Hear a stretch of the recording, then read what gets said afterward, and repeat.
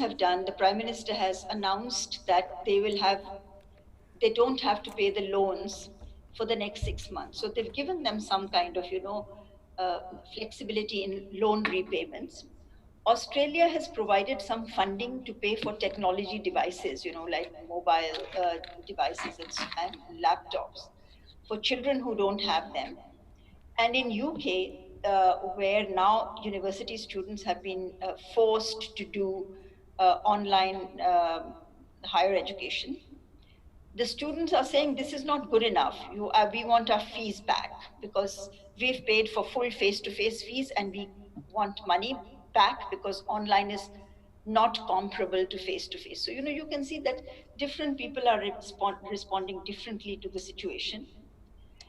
Now, if you look at developing countries, in India, the government has developed its own online platform a few years ago, and they are offering 1,900 online courses, mostly in technology-related disciplines, using the best teachers who have developed this content. So if you want any of these courses, they are accessible free. Ghana has decided as a country that all university teachers will be trained in online provision, and they're taking the help of certain providers in the UK, etc., to do that. In other developing countries, this is a very interesting example. This is a partner of CALL in Bangladesh. These children live in a very remote area, and this boat school, which is made of bamboos, they go and pick up the children in the morning from the villages on the side of the river, and the whole day the children study and they send them back in the evening. Now, because of this social distancing requirement, these children can no longer be brought on the boats. Their parents are illiterate, they cannot teach them. So what is happening? What is the solution?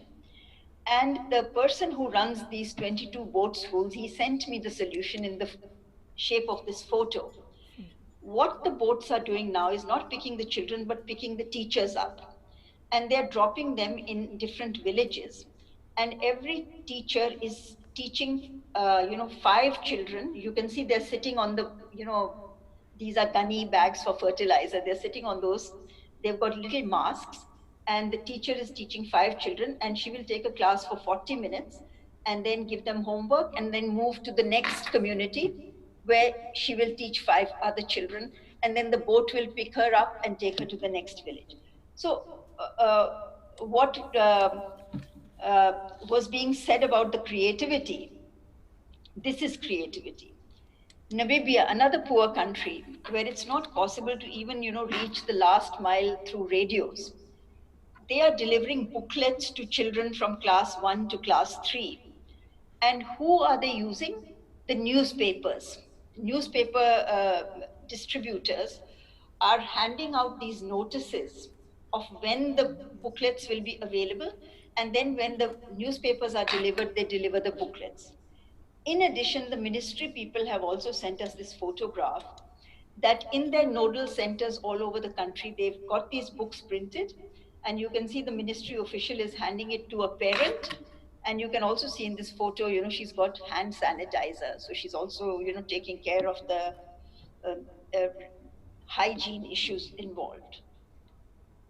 St. Lucia, I think, is very well prepared. Sorry? This one is in my bag. Sorry? Can you hear me? Yes. Okay, good. Now, in St. Lucia is very well prepared for this crisis because you already have in place an ICT and education policy and a strategy, which of course includes digital infrastructure, which includes mobile devices. You have OER policy embedded in your ICT and education policy, which means you can access free content, good quality content, which is OER. Digital education training is taking place in all secondary schools. And we heard in the letter of invitation that SALCC already has 271 online courses. So I think you're well prepared. And another good news is that CALL organized a digital education in the Caribbean training program, in which there were 966 participants, of which 320 completed. Out of the teachers, the first two bars are the teachers, 430 teachers participated, out of which 206 completed the course, 150 were in St. Lucia. And the rest were in, the different countries, Antigua and Barbuda, Belize, Barbados, Grenada, etc. Similarly, 536 learners participated, and 114 completed the course successfully, and all 114 are in St. Lucia. So, which is why, I have the confidence to say that you are very well prepared. So let me also share what we have done in response to COVID. Never been busier than we've been now. We started the OER for COVID initiative in collaboration with an institution in New Zealand, and 67 countries participated. The objective is to build capacity and share content which people can use mapped to their curricula. The second is to train teachers by offering MOOCs with Athabasca University in Canada. The second MOOC is now on blended learning practice. And I don't have the data on how many are from St. Lucia, but I think the Caribbean is participating quite well in this MOOC, which has more than 2,500 people from around the world. We are also offering webinars until the end of May on how to design and develop MOOCs. And the reason why St. Lucia is doing so well is because you have some champions sitting right there, and I could see their faces, who keep this kind of interest and motivation going. We also developed a crash course on online learning by getting one of the world gurus. His name is Tony Bates, and the advantage is that he lives in Vancouver. So he has recorded 12 videos for call, which we have shared with all our focal points, so they are in your hands. And if anybody wants to do a crash course on online learning, this is a wonderful resource, right from how to prepare content, how to learn, how to choose media, how to assess, everything is there, and very interestingly so. So I would encourage you to use this. We've also, in these crises, it's usually the women who get left behind. So we've started this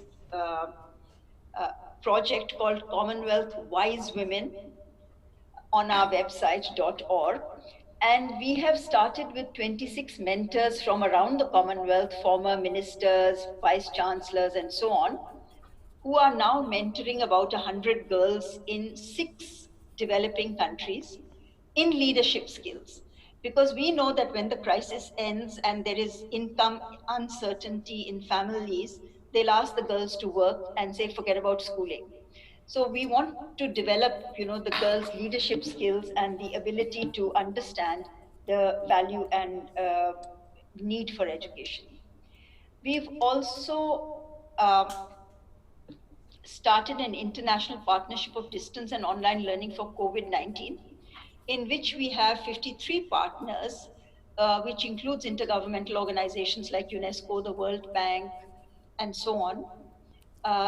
Universities and educational institutions from around the world, not just the Commonwealth, including from Brazil, and associations and networks. The objective is to put together courses which are free in one place on this site, which is called Open Door, so that anybody can use it.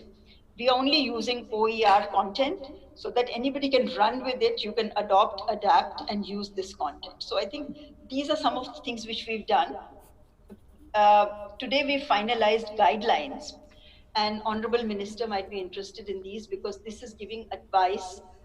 These are guidelines for adopting distance education. So there's guidelines for ministers, which is governments, academic institutions, teachers, students, parents, and quality assurance agencies.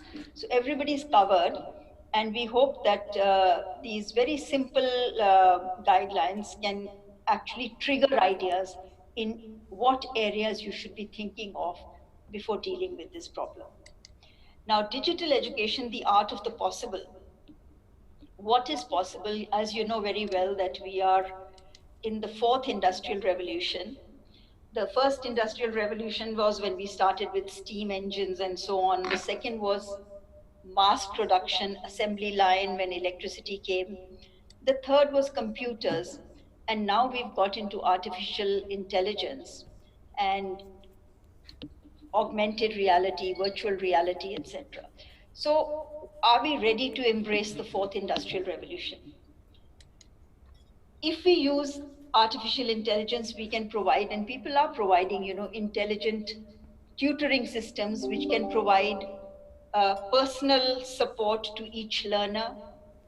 They can look at, they can assess the competencies of different groups within classes and within bigger groups like MOOCs, make the group formation according to the competencies and the interests of the students, and also provide expert facilitation. We can use chatbots. Even developing countries are now using chatbots to provide, kind of tutorial services to students 24/7. But at the same time, with all this, let us not forget these people.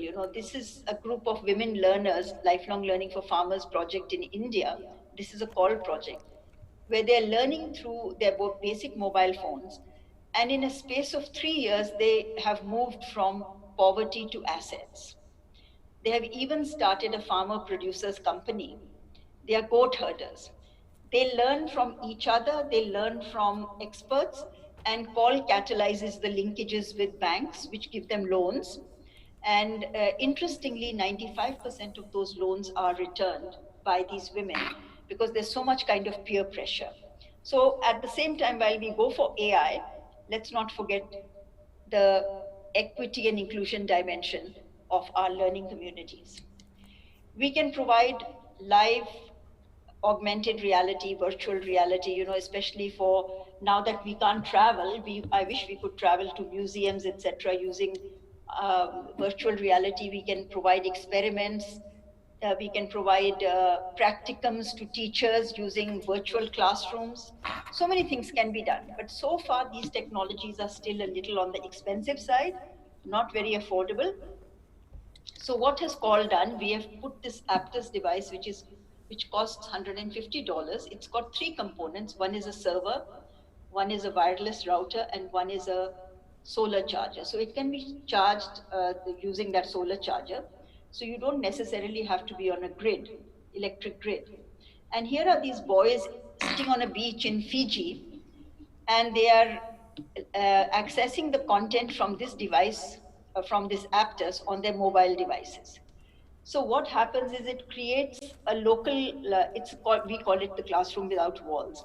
So if a teacher is sitting under a tree and they've got 20 children with mobile devices, those children can download videos, simulations from an LMS, using Moodle, right from the teacher's Aptus device. And the teacher can have this preloaded. And this is particularly good for crisis situations. Last year before last, in February, there was a cyclone in Tonga when everything, you can see the school, everything is destroyed. All the books had been blown away and inundated with all this water.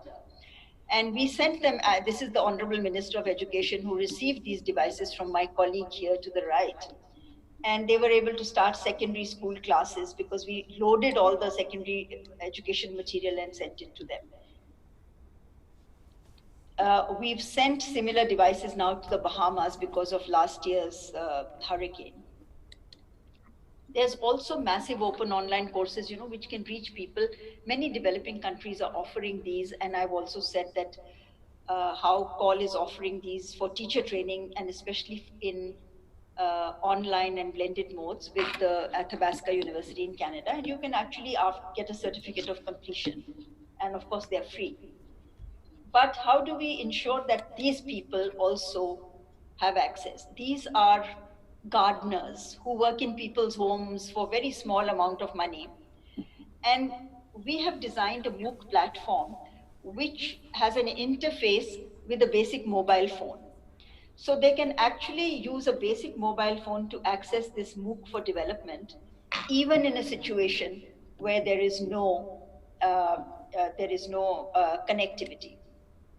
And of course, the human support is provided to them through call centers. So they can actually listen to a human voice, which will give them answers to whatever questions they may have. So the point I'm trying to make is that with the high technology, let us not forget those who do not have it, and let's design the solutions for those. Similarly, OER, open educational resources, um, are very good, and we find that St. Lucia, Antigua and Barbuda, and Guyana have embraced these. And in fact, we did a study in Antigua and Barbuda in Antigua State College, where we found that students saved anything between 75 to 88 Eastern Caribbean dollars per course per semester by using open textbooks. So it brings the cost down for the students. And we also were interested in finding out whether it improved learning outcomes. And we found that student performance improved by 5.5%. Now we are conducting a similar study in St. Lucia. And we hope that by conducting these studies in developing countries, we'll be able to give, kind of solid data whereby ministers can make the decisions. And OER, Paul has also developed, OER in 20 secondary school subjects. And when you remember that some years ago in 2015, there was an Ebola crisis in West Africa. At that time, Sierra Leone asked us to send this content because children were sitting at home and wasting their time. So we sent these 20 subjects as OER to them, which they printed and distributed to children so that they had something to study. So what is the way forward? I think we were talking just before I came on about the new normal. We already had a learning crisis on our hands, which means that children in class 5 were studying, but they didn't have the competency of reading and math of class 2 students. Now think how much more this learning crisis is going to be enlarged, because those children who are going out, out of schools, some of them may be dropout, some of them may never come, and especially in country like my own, like in India, there's hundreds and thousands of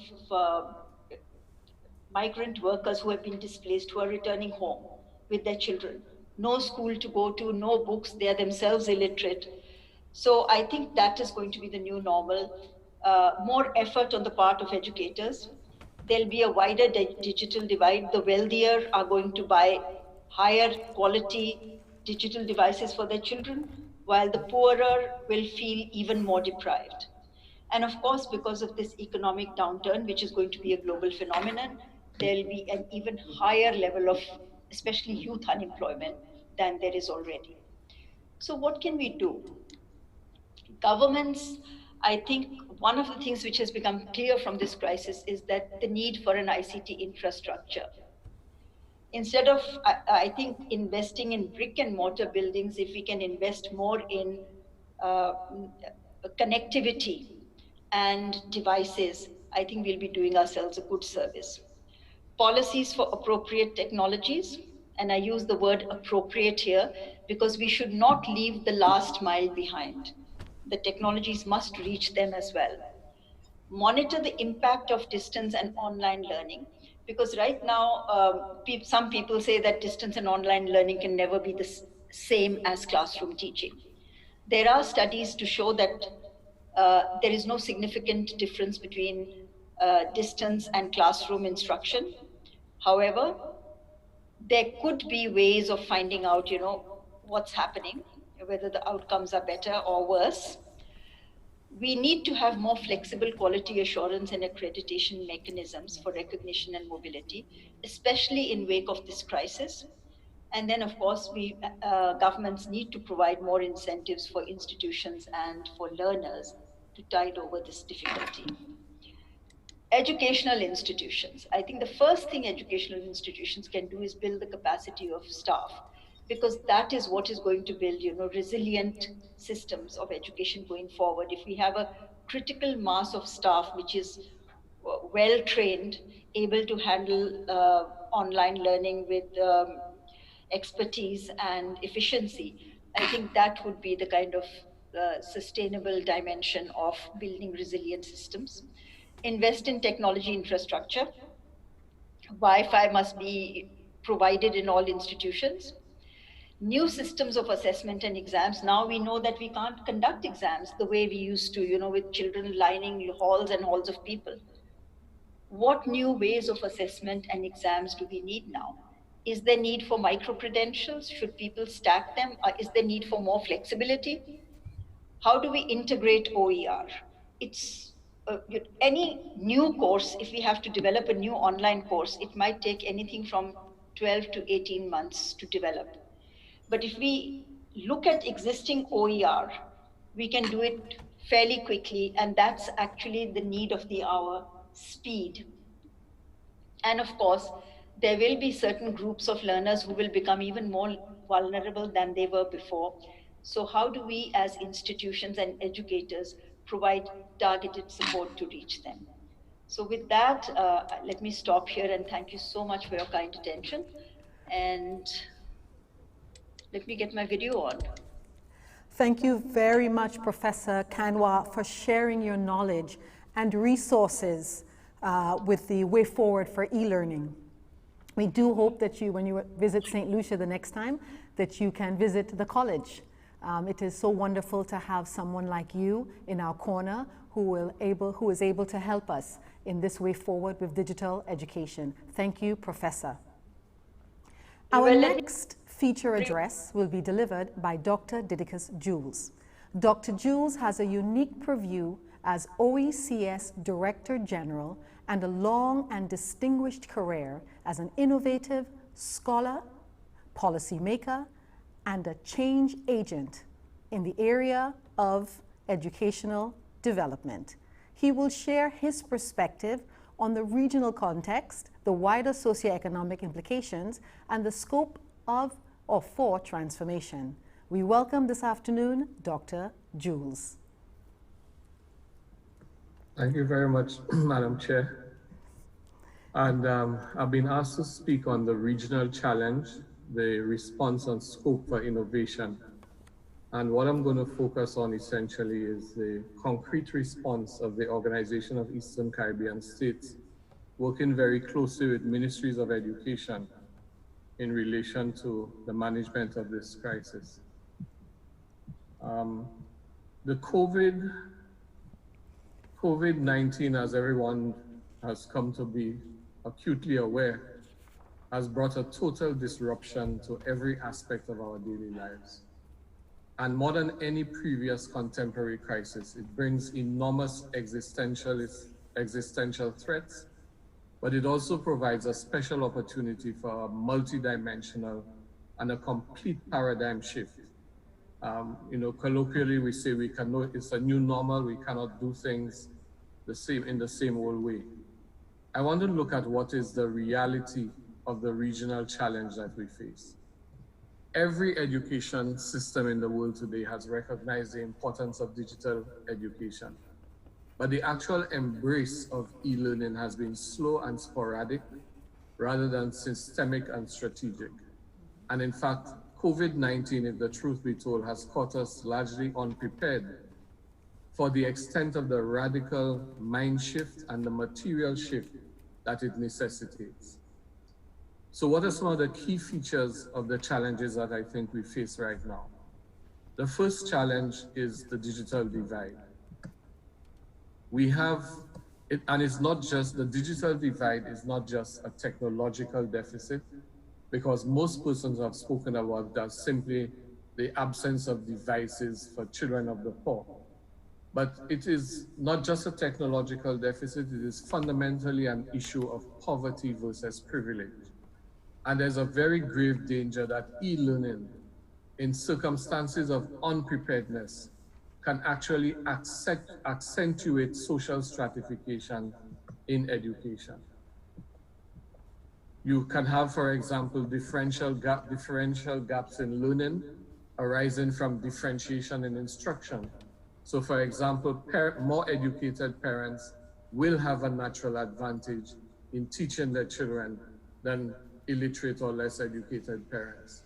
There's also a socialization deficit in terms of social and emotional intelligence constraints, because for all the arguments that can be made about the advantages of digital education, there's also the reality that face-to-face schooling, particularly I believe at the primary level, and this is my personal hypothesis, at the primary level, where socialization of students, getting to make friends, to play together, these things are a very important dimension of education.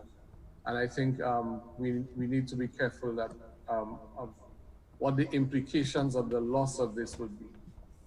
Now, there are 4 elements to the digital divide. One is access to e-learning devices, whether we talk in computers, tablets, or notebooks. The second is the issue of access to broadband. The third is the e-learning content. And the fourth is teacher preparation for e-learning.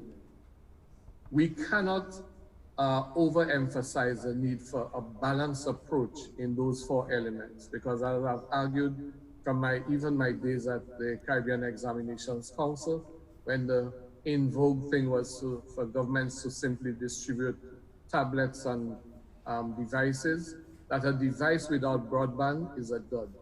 A device with broadband is a formula for students to surf the web for perhaps inappropriate content. Device and broadband without e-learning content is just a toy.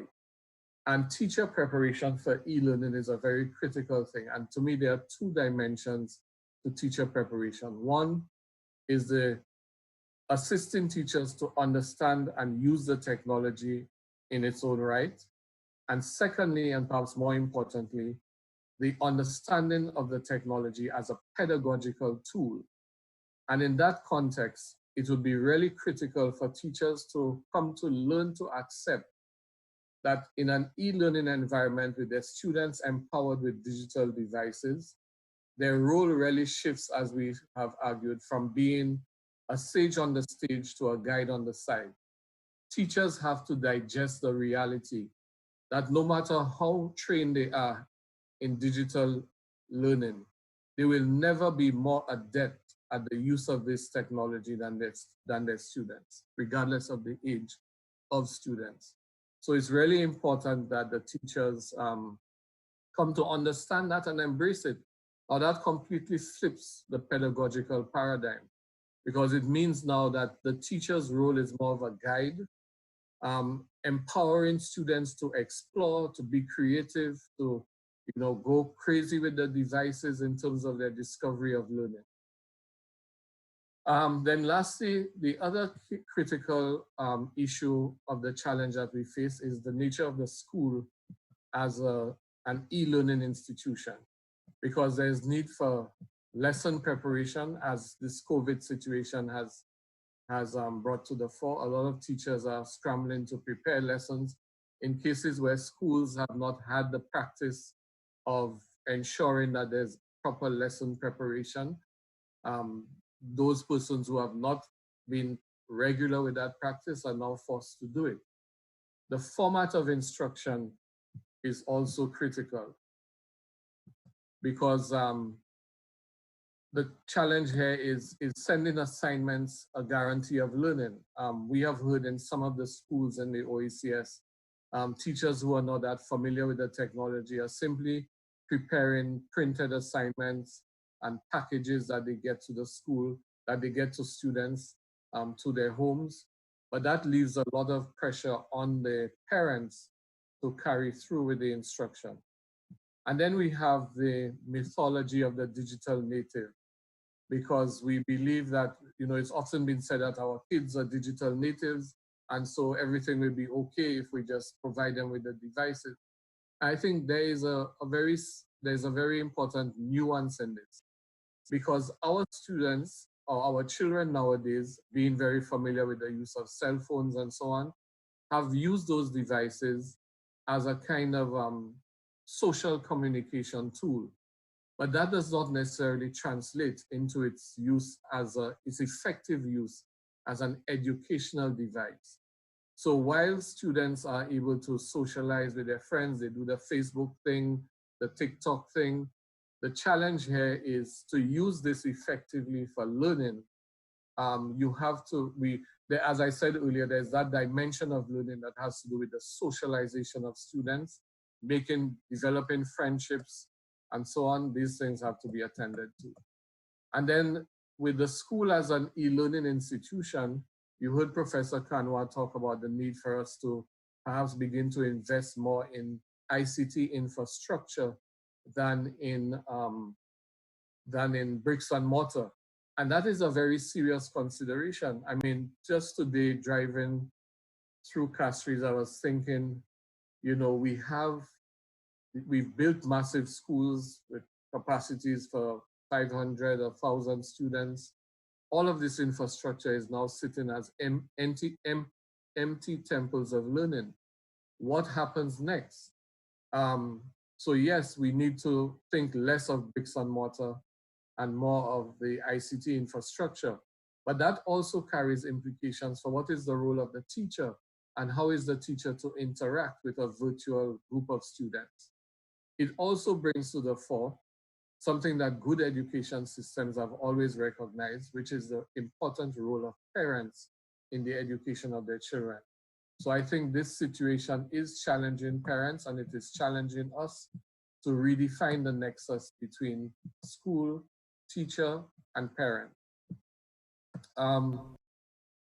What has been the response from the OECS collective? We have had, I would say, on average, every 10 days or so, a meeting of the OECS authority, which is our heads of government, looking very deeply and collectively at the challenges faced by this dynamic. And in one of our sessions very early on, Prime Minister Ralph Gonsalves of St. Vincent and the Grenadines posited what he called a HEESS strategy, HEESS, which we've now adopted as our sort of conceptualization of the response of the OECS to COVID.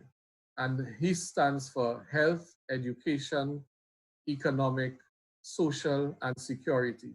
So these are the 5 buckets, if you want to call it that, the 5 areas of concentration of our response. The health component obviously speaks to identification of cases, containment of the cases, isolation, etc. And in this phase we are currently in, a serious ramping up of testing so that we are able to testing and tracking. So we're able to trace the trajectory of the disease through the population and ensure that there is proper containment. On the economic front, obviously, this has to do with what do we do about the fact that so many people are out of work? What are the plans for moving that forward? How do we begin to restart the economy? The triggers obviously have to be medical triggers. So while we are laying the plans for the economic resurgence or reconstruction, these can only be triggered when certain medical indicators are present. And then on the education front, there is clearly a need that if the restart of the economy has to be hand in hand with the restart of the education system. And then on the social and the security front, social deals with the most vulnerable populations, a social safety net. And the security piece would be ensuring, for example, the porous borders and the fact that people have been coming in illicitly into the country and bypassing the safeguards and the protocols. So more attention to security, ensuring the safety of people in their homes, ensuring the safety of properties that are in lockdown, and ensuring the sanctity of borders against this disease. The other response from an educational perspective has to do with improving resilience in the education sector. So very generally, and that comprises 4 major things. One, a harmonized response in in education policy shifts. So what we've been doing in the last month or so is ensuring that there's a further alignment of the OECS education strategy to national needs and priorities. And then the second thing is a transition to the digital education system. And this involves continuity of learning, assuring continuity of learning. So we have teams comprising curriculum experts, master teachers, etc., from 10 of the member states of the OECS, working virtually to develop support on high quality teaching, for high quality teaching at home and the use of online modalities. We have another team focusing on content development. All of our teams involve our best persons in curriculum development or content development, syllabus development across the entire OECS, and they all work virtually. But the content development group is looking at support for high quality educational and learning resources. And then there's the curriculum data collection.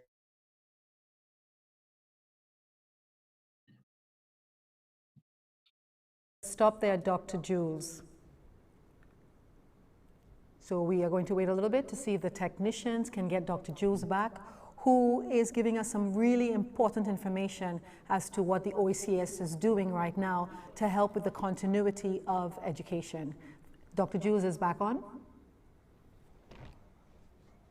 Oh, sorry, was I lost for a while? Yes, you were, but now you are found.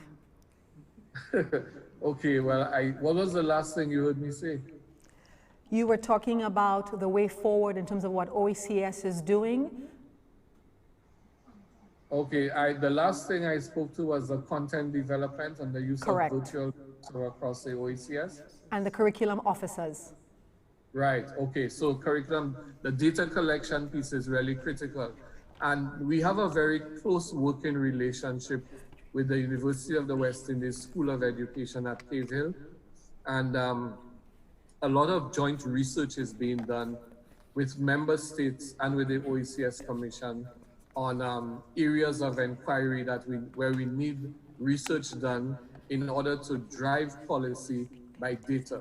So that is going to be a big part of that. I think while we are focused essentially on providing answers to this dilemma, we also need in the background to have a group of persons who are interested in research, undertaking research in the impact of COVID, looking at the comparative processes in learning, so that we really can answer for ourselves in the context of the OECS of the Caribbean, what are the modalities of learning and what are the forms of pedagogy that are most responsive in our cultural context to achieving the objectives we want to achieve. The other element of the transition to a digital education system is harmonizing the learning management systems or the e-platforms. Now, I'll be very frank here. One of the challenges when situations of crisis arise, our instinctive thing often is each country to just sort of rush to a solution. Sometimes it is important, and this crisis has brought that to the fore, it is important for member states to really consult each other so that we can harmonize approaches sometimes what works best.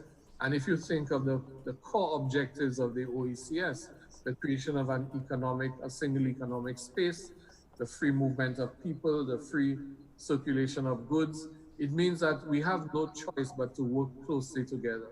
And the good news is that in this crisis, there has been evidence of that. I mean, there have been some really touching examples. On the medical front, for example, 2 weeks ago, the intensive care hospital in Martinique ran short of a vital drug. And within about 6 hours, St. Lucia was able to provide 600 units of that drug on loan to Martinique. A Medivac helicopter picked it up and brought it to Martinique. Dominica provided 200 units. So we have been sharing, but that needs to be systematized. And the harmonization of these platforms also leads us to the potential to do pool procurement. So right now at the OECS, we are looking at the pool procurement of the devices necessary, because many countries now have to ensure that those children who do not have internet-ready devices are provided with that, particularly the children of the most poor. And our estimate is that the entire, all of the OECS member states, with the exclusion of Martinique and Guadeloupe, for the reason for their exclusion being that they are part of France, so it's an area that we cannot, it's a jurisdiction of the French state, we can't get involved in this. But for all of the English-speaking OECS member states, we estimate we will need 170,000 devices if we are to ensure that every child or every student from kindergarten up to secondary level have access to those devices. Now, you recall I said earlier that the critical need is for access to bandwidth, the bandwidth. We are engaged with UNICEF and the International Telecommunications Union on a project called GIGA. The GIGA project is a global project, and there are 3 regions in the world, one in Asia, in Kazakhstan, and in the OECS. We are starting, and we have completed that process of the mapping of our schools in the OECS in each country on a GIS platform. And we are also mapping the bandwidth available to these schools. The next phase of that would be an aggregation of the demand for bandwidth across the entire OECS, and for us to look at how we can ensure that that bandwidth is made available as a public good. And I want to emphasize this because this is a challenge we have had for the longest while with the existing duopoly of providers of internet. They treat the ICT and the internet as an extractive opportunity and not a developmental opportunity. And so we are very clear at the OECS Commission that the access to the internet has to be seen, as is being proclaimed in the European community, as a public good. And we are working with ECTEL on that. We are likely to see coming out of this GIGA project a further liberalization of the sector in order to ensure that bandwidth becomes a public good. Bandwidth in this time is oxygen. And lastly, in terms of the transition to the digital system, it is the question of teacher professional development. And I mentioned our close working relationship with the UWI School of Education. We are now, I'm happy to announce that we now have transitioned fully online with the UWI School of Education, all of the teacher professional development courses that are available. So it means that, again, our teachers are not going to be disadvantaged in terms of their training, because all of that is now available in a quality format online. The other 2 other aspects of the building resilience approach that we are taking is to strengthen the safety net for students. And the safety net involves working with UNICEF, the provision of psychosocial support to students. There are Facebook Live sessions being held every week. There are webinars on the shift to digital learning for teachers that have been made available through the World Bank. And we are in the process of selecting and hiring a firm who would provide online psychosocial support to students as well as teachers. And let us not underestimate the seriousness of the psychological impact of this pandemic on both teachers and students. And I dare say parents as well, because those parents who are working from home, I guarantee you from all the interaction that I have personally had, can now attest and show greater respect for the work that teachers are doing with their children. At the member state level, obviously there are a range of other safety net interventions. So countries are doing a range of things from related to school feeding in order to ensure that those children who are no longer in school still have access to nutritious meals, bridging the digital divide, providing support to the home, which is directed to child welfare and health. And the 4th area is to promote engagement. And promoting engagement has to do with bringing teachers remotely together to share experiences, best practices, and pedagogical innovations. We have a project called the Early Learners Program, which has been doing wonders with early reading and reading in the early grades of the primary school, funded by USAID. And from the outset of COVID, we repurposed the project to focus on how teachers can remotely, working with parents, continue the advances being made in reading at the early stages. Now, in promoting engagement too, we have had for the last 5 years at the OECS, a series of working virtual networks involving, for example, all permanent secretaries and chief education officers. We even have them as WhatsApp groups. So in real time, a permanent secretary is faced with a challenge. They can send a WhatsApp message to their colleagues across the OECS saying, I'm faced with this issue. What is the policy in your country on that? And get an instant response. So that has been working well. But now we want to widen and deepen that process, move into virtual subject associations. When I was registrar of the Caribbean Examinations Council, we had actually invested in a platform called NotesMaster, which was developed by two West Indians in the diaspora. And one of the things we did was start setting up virtual subject associations. So all mathematics teachers across the Caribbean, for example, will be part of a Caribbean Mathematics Teacher Virtual Association. But that grouping could be subdivided. So for example, in St. Lucia, you could have all mathematics teachers in a St. Lucia grouping of the Caribbean Virtual Association. And you can have the curriculum officers of mathematics in there. So instead of two curriculum officers having to run ragged across the entire island, servicing 200 maths teachers, from their desk at Camdo, they could very well be coordinating different groups. One group of maths teachers developing worked answers to problems, another group developing problems, another group developing mathematical puzzles and games, and so on. And by working together in that way, we can develop a huge bank of educational resources that can really boost learning and is culturally specific and appropriate to our condition. I want to end by looking at the scope for future innovation. And I just want to say that from my perspective, there are 4 imperatives at this stage of management of the crisis. The first, as we come to, as we move out of the health crisis into the restart of the economy, the first thing is fixing the kinks and complete the reinvention of school. You heard Professor Kanwa talk about the need for us to rethink what school is. Coincidentally, prior to the crisis, I was chairing a curriculum group looking at the task force, looking at defining the new school in the Caribbean context. And we were taking a very comprehensive look at how we define the new school. What is the purpose of the school? We're looking not just at the school as an educational institution, but looking at the architecture of the school and how does that connect with learning and the promotion of learning. How does the management of the school ensure the quality of the school? So all aspects of the school were being taken into account.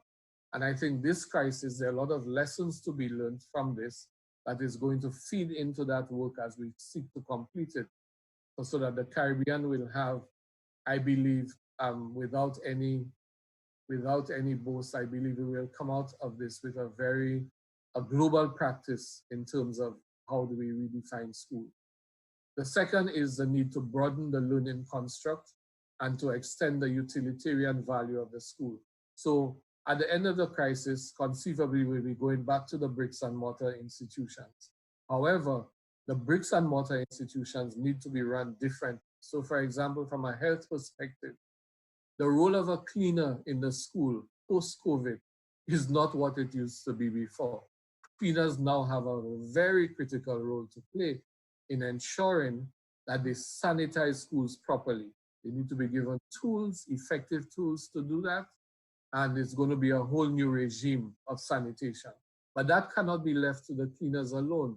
We cannot just operate in silos. The students now have to understand what are the health and sanitation requirements of life going forward in a crowded construct like the school. I remember when I went to primary school in St. Lucia, a modern thing now is to talk about schools as health promoting institutions. In those days, we didn't know anything about schools as health promoting institutions, but the Ministry of Health would send a dentist around to the school twice a year to do dental checks and teach us proper dental sanitation. You would have inoculations happening in the schools.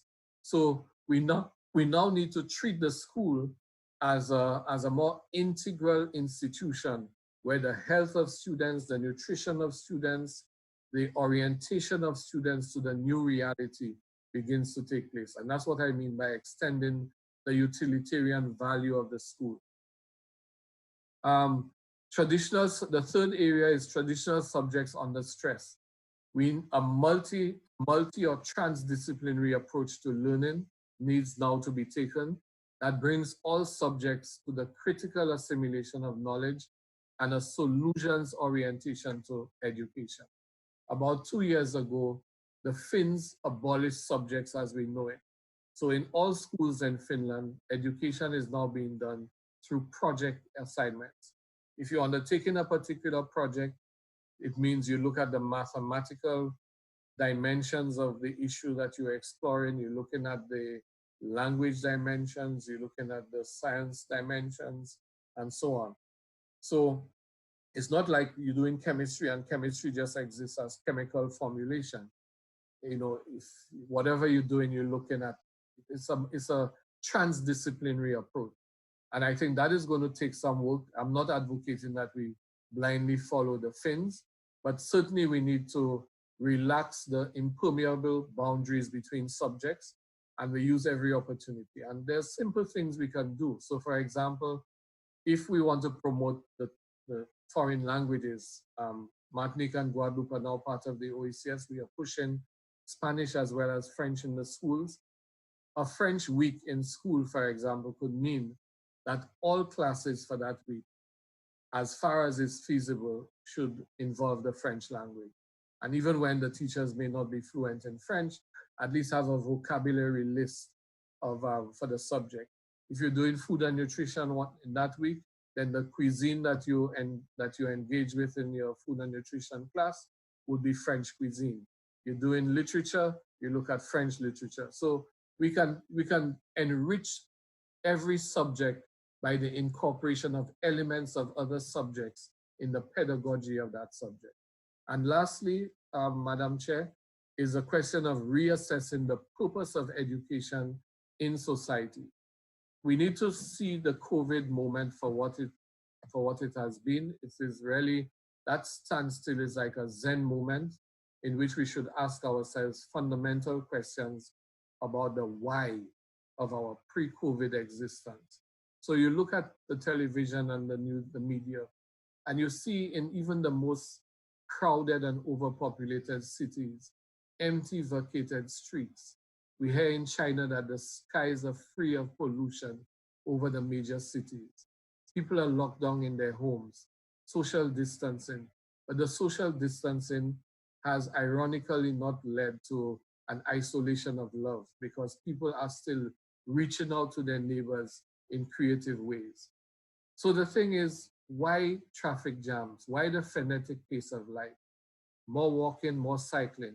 The big question, therefore, is what is education? Education is for what?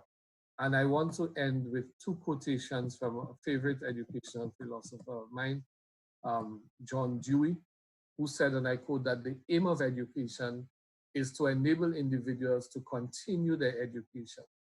The object and reward of learning is continued capacity for growth. And he said, secondly, that the ultimate aim of education is nothing other than the creation of human beings in the fullness of their capacities.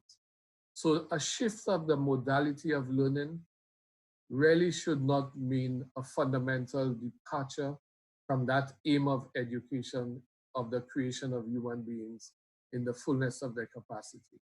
And the challenge for us is, how do we do that? How do we do this within our means, and to ensure that the current and future generations are able to do so in a context of resilience, so that no matter what comes at us, whether it is more pandemics or whether it is more hurricanes, that we are able to keep that process of building civilization moving forward. Thank you.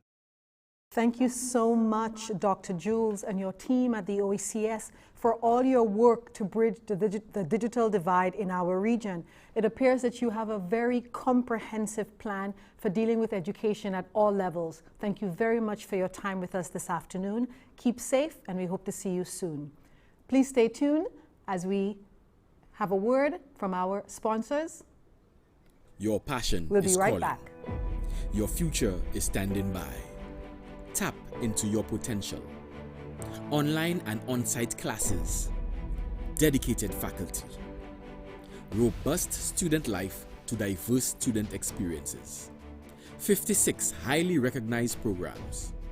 Sir Arthur Lewis Community College. Apply today and fast-track your career.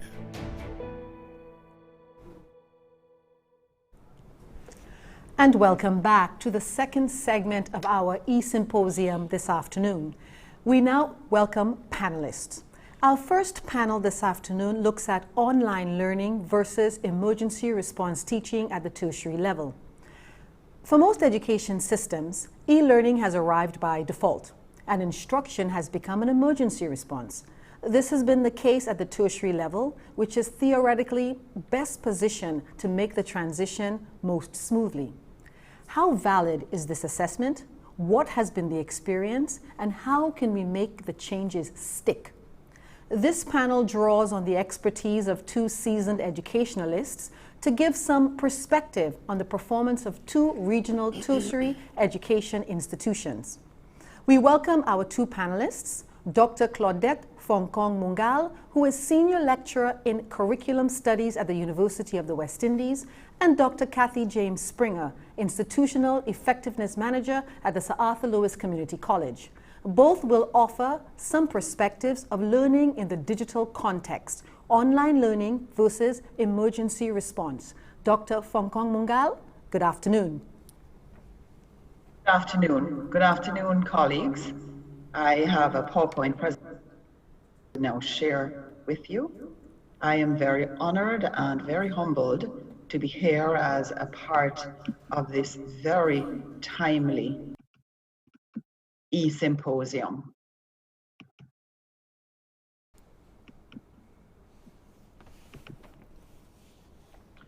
So this panel is called Online Learning versus Emergency Response Teaching at the Tertiary Level. And I would like to share with you my own perspective.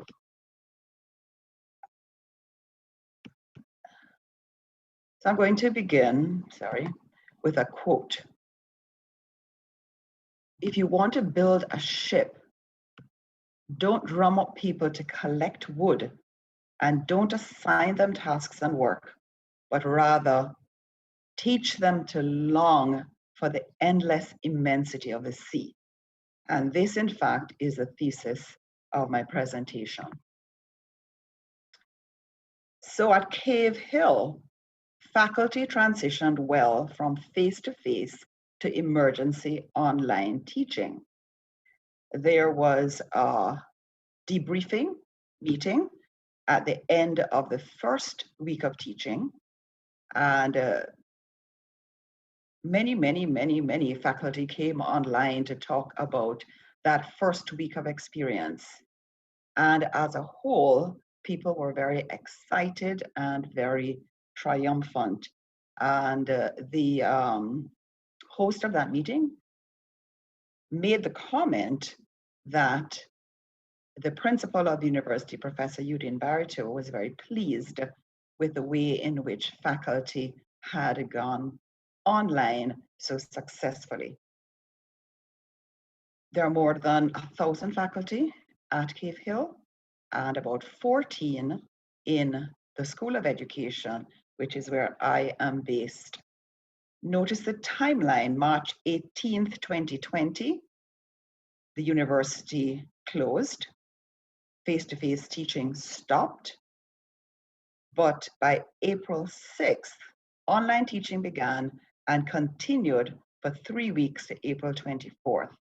The students are now on a study break and will have online assessments from the middle of May to the middle of June.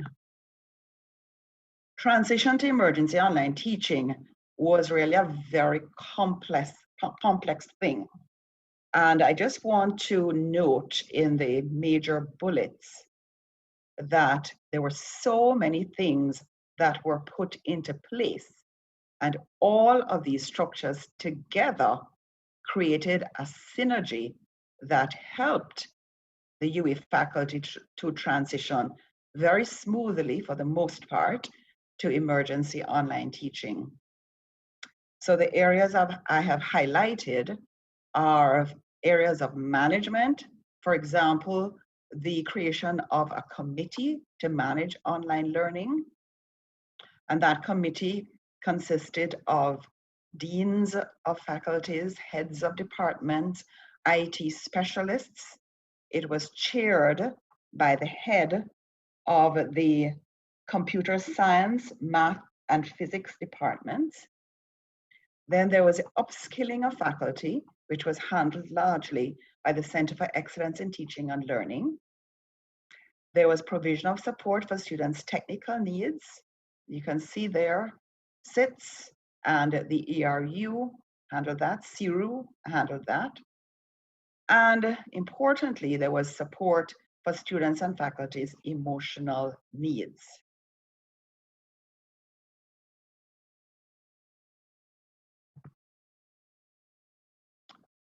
So my question is, did the 3 weeks of upskilling smooth the transition? And my response to that is, the transition was smoothed instead by a mindset, a longing for, a commitment to quality teaching. And this is completely aligned with the University of the West Indies AAA strategy 2017-2020 that speaks to improving the quality of teaching, learning, and student development. And while it is wonderful to have a strategy, people on the ground need to implement it. And at Cave Hill, the Center for Excellence in Teaching and Learning was pivotal in emphasizing and sort of creating that vision of academic excellence through quality teaching. So in fact, the transition to online teaching was not an emergency for most of the faculty at Cave Hill. The transition had been scaffolded for many years. It wasn't something that happened on March the 18th. And there were various players in that scaffolding, these rungs on the ladder. A major rung is the folks I mentioned before, the Center for Excellence in Teaching and Learning. CETL would have come into being from about 2008. A year later, the Certificate of University Teaching and Learning was implemented at Cave Hill with the requirement that all new faculty, starting in 2009, which in fact is when I joined the university, were required to do the Certificate of University Teaching and Learning. A major component of that certificate is using technology in your teaching. CETL has also been wonderful in ongoing support for innovation in teaching. Just-in-time consultations, continuous availability of webinars and workshops, but in particular, faculty empowerment as resource people, a community of experimenters. And I have been very happy to be a part of that community and to benefit from all of these things, just-in-time consultations, everything. In addition, a mindset of commitment to quality teaching was already entrenched in the School of Education. to which I belong. Most, if not all, faculty were already using blended learning. We were already experimenting with blended learning. And we had a tradition of collaboration. The programs at the university at Cave Hill are offered in other territories other than Cave Hill. So for example, the Bachelor's in Education program at Cave Hill is also offered in multiple tertiary teacher training institutions in the OECS. The Associate's Degree in Education is a part of the Joint Board of Teacher Education Initiative. The Secretariat for that resides at Cave Hill.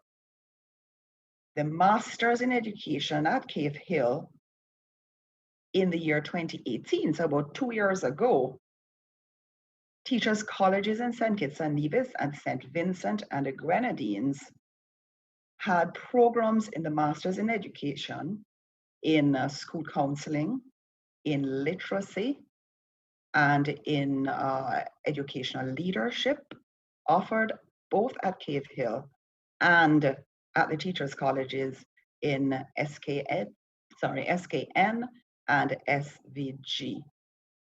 There's also a culture of collaboration among the faculty of the School of Education, both in terms of online collaboration and face-to-face physical collaboration. But what I'm saying here is that this culture pre-existed COVID-19. So beyond COVID-19, I believe that online teaching will continue at Cave Hill. Some of the factors that will facilitate that is that faculty support. I have felt very well supported at Cave Hill by Settle, and importantly, that we continue conversations about a mindset, that vision that Dr. Jewell was talking about, the vision of the new school, the vision of the new pedagogy. So research suggests that we sustain changes we perceive to be a better way of doing things than how we did them before. So we need to have conversations about how is online teaching better than and worse than face-to-face physical teaching. We sustain complex changes when we perceive them to be achievable. How do we make this change to increase the use of technology in teaching accessible to all of the UWI faculty? And again, Settle has done that in many, many ways. For example, by tailoring the webinars and so on that they offer, by offering individual consultations and so on. And finally, we sustain changes that are compatible with what we believe about how we do things around here. And so conversations need to happen about the transitioning from teachers and Blackboards to Blackboard Collaborate, which is on the Moodle platform, and beyond this new schooling paradigm.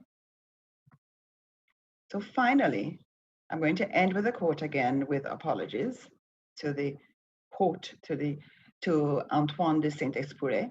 If you want to continue innovation in online teaching, don't drum up people to collect wood and don't assign them tasks and work, but rather teach them to long for the sea change in teaching quality that could be facilitated by their use of technology in teaching. I thank you, and I will end here. Thank you so much, Dr. Fonkong Mungal. Please stay with us as we will be entertaining questions from our participants after the presentation of Dr. James Springer. Good afternoon, Dr. James Springer. Good afternoon. We welcome your presentation. Thank you. Okay, this afternoon, our overarching topic looks at online learning versus emergency response teaching. As part of that, I was asked to look at learning in the digital context. As I prepared for this presentation, it came to mind that if we are talking about learning, what is it exactly that we are talking about? And we are talking about the learners.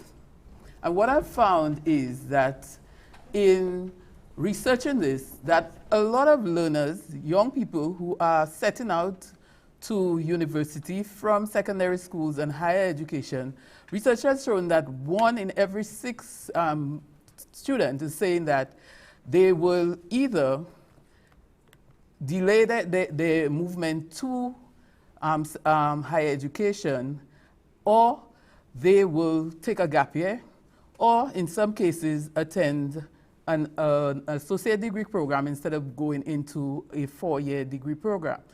So what came to my mind was simply that at this point in this COVID experience, we are in a crossroads in higher education. We need to really, really think beyond COVID and see how we are able to move.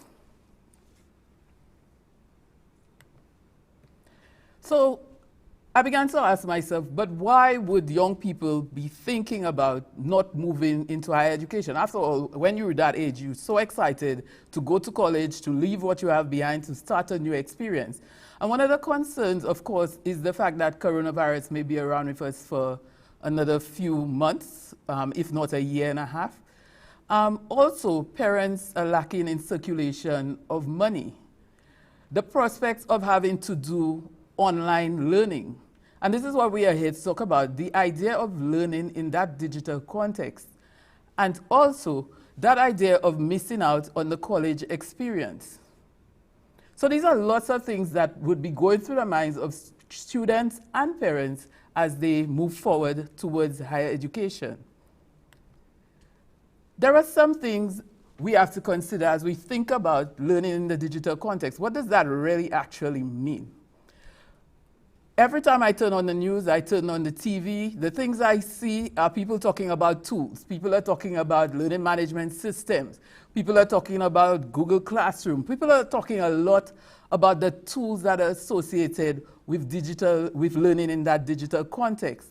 But we have to think also about what it is that makes these digital tools work. It cannot be only about the tool. We have to think about how the tool is integrated into this sort of learning. We have to think about the human element that goes with it. And the human element has 3 dimensions these days. It has the dimension of the teacher, it has the dimension of the learner, and it also has the dimension of the parent. So there are 3 things that speak to what we are currently calling this digital context in the COVID experience. And this is what these students are experiencing. The students in high school, in secondary schools, this is what they're experiencing. They're experiencing that learning context from their perspective, looking at having to interface with a tool. The parents have to interface with this tool to assist the students as well, and the teachers may have difficulty in actually using these tools and actually helping facilitate learning using these tools. So this is the context for which these students are living in now in this COVID experience. So things we know. We know that if we are going online, or we assume to know that if we are going online, we must identify the target population. Who is it? Who is the learner? What are the needs of the learner? What is exactly that we are trying to do? Dr. Jules spoke to it. What is the point of what we are doing right now? This is very important. We have to look at the environment in which the learners are in, and this is our digital context. Yes, we choose the tools, but are there the support systems that allow us to move forward with this initiative? This is very important. And the support systems actually affect how students think as they move forward. What strategies are we going to use to develop, and how we are going to assess this? All of these are good instructional design considerations, and also they are things that we think about as a higher education institution in how we further our students. Our students want to go into that traditional college experience. What does that mean? It means they want to live on campus. It means they want to interact with professors. It means that they want to be studying and socializing with their peers. They want a certain type of structure that is associated with that college experience. And from myself, I know it is something that you need at that particular age and that time. In terms of the digital, thinking about the digital and actually going through that digital process, what does it initiate? It has a little bit of fear. A fear of the unknown, a fear of how am I going to interact with this technology. There's a certain amount of loneliness that is associated with. A lot of our students are out there feeling that loneliness. They cannot get in touch with their teachers how they would normally. If you're in a classroom, the expectation is you put up your hand, or the teacher sees your body language and the teacher responds to that. So this is very important, that feeling of isolation. There are some students we have been trying to find, and from a SAFA perspective, there are some students who feel isolated, and it's not because they do not have access, they do not have connectivity, it's just that feeling of not being in that classroom, not having that traditional experience. Some students just don't have the confidence to take on that digital world, to take on that digital task. And so what they do is essentially withdraw and don't participate in that whole digital college experience that we want.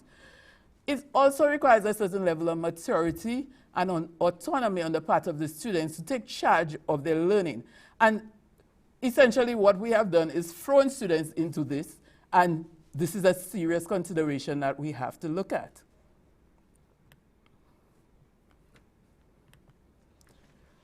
The campus life experience and the digital experience. Now, having spoken about all the challenges that the students are having, we also need to see the digital experience as something positive. There are some aspects of the digital experience that are worthwhile considering. For example, flexibility. If I'm an adult learner, the flexibility of the digital experience for me is a wonderful thing. It means that I could go to work, I can take care of my children, and then in the evening, maybe participate in my online activities, do something to further myself.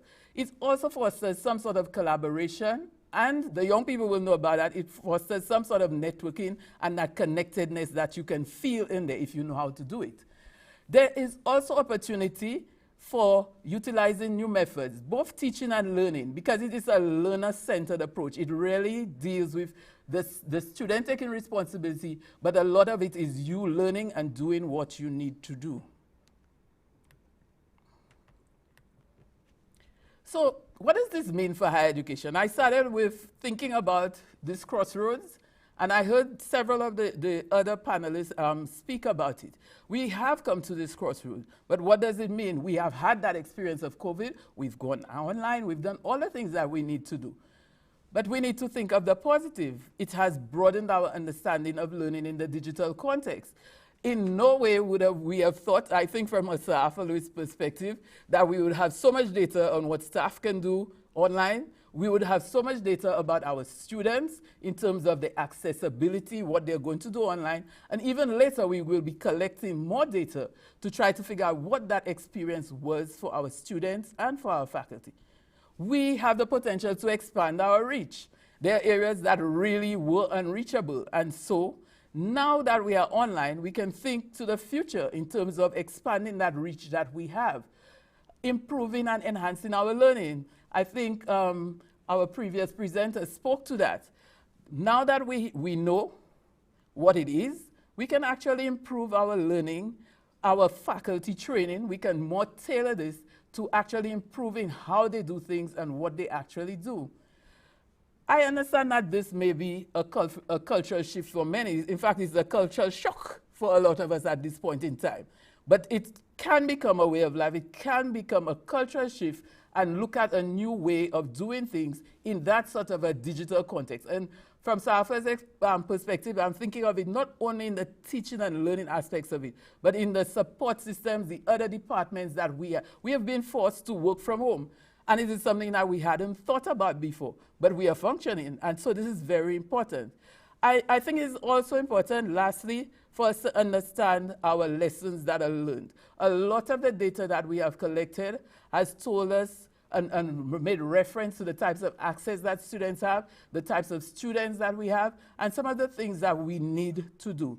We need to recognize this as new methodologies. We have ways of retooling our faculty members.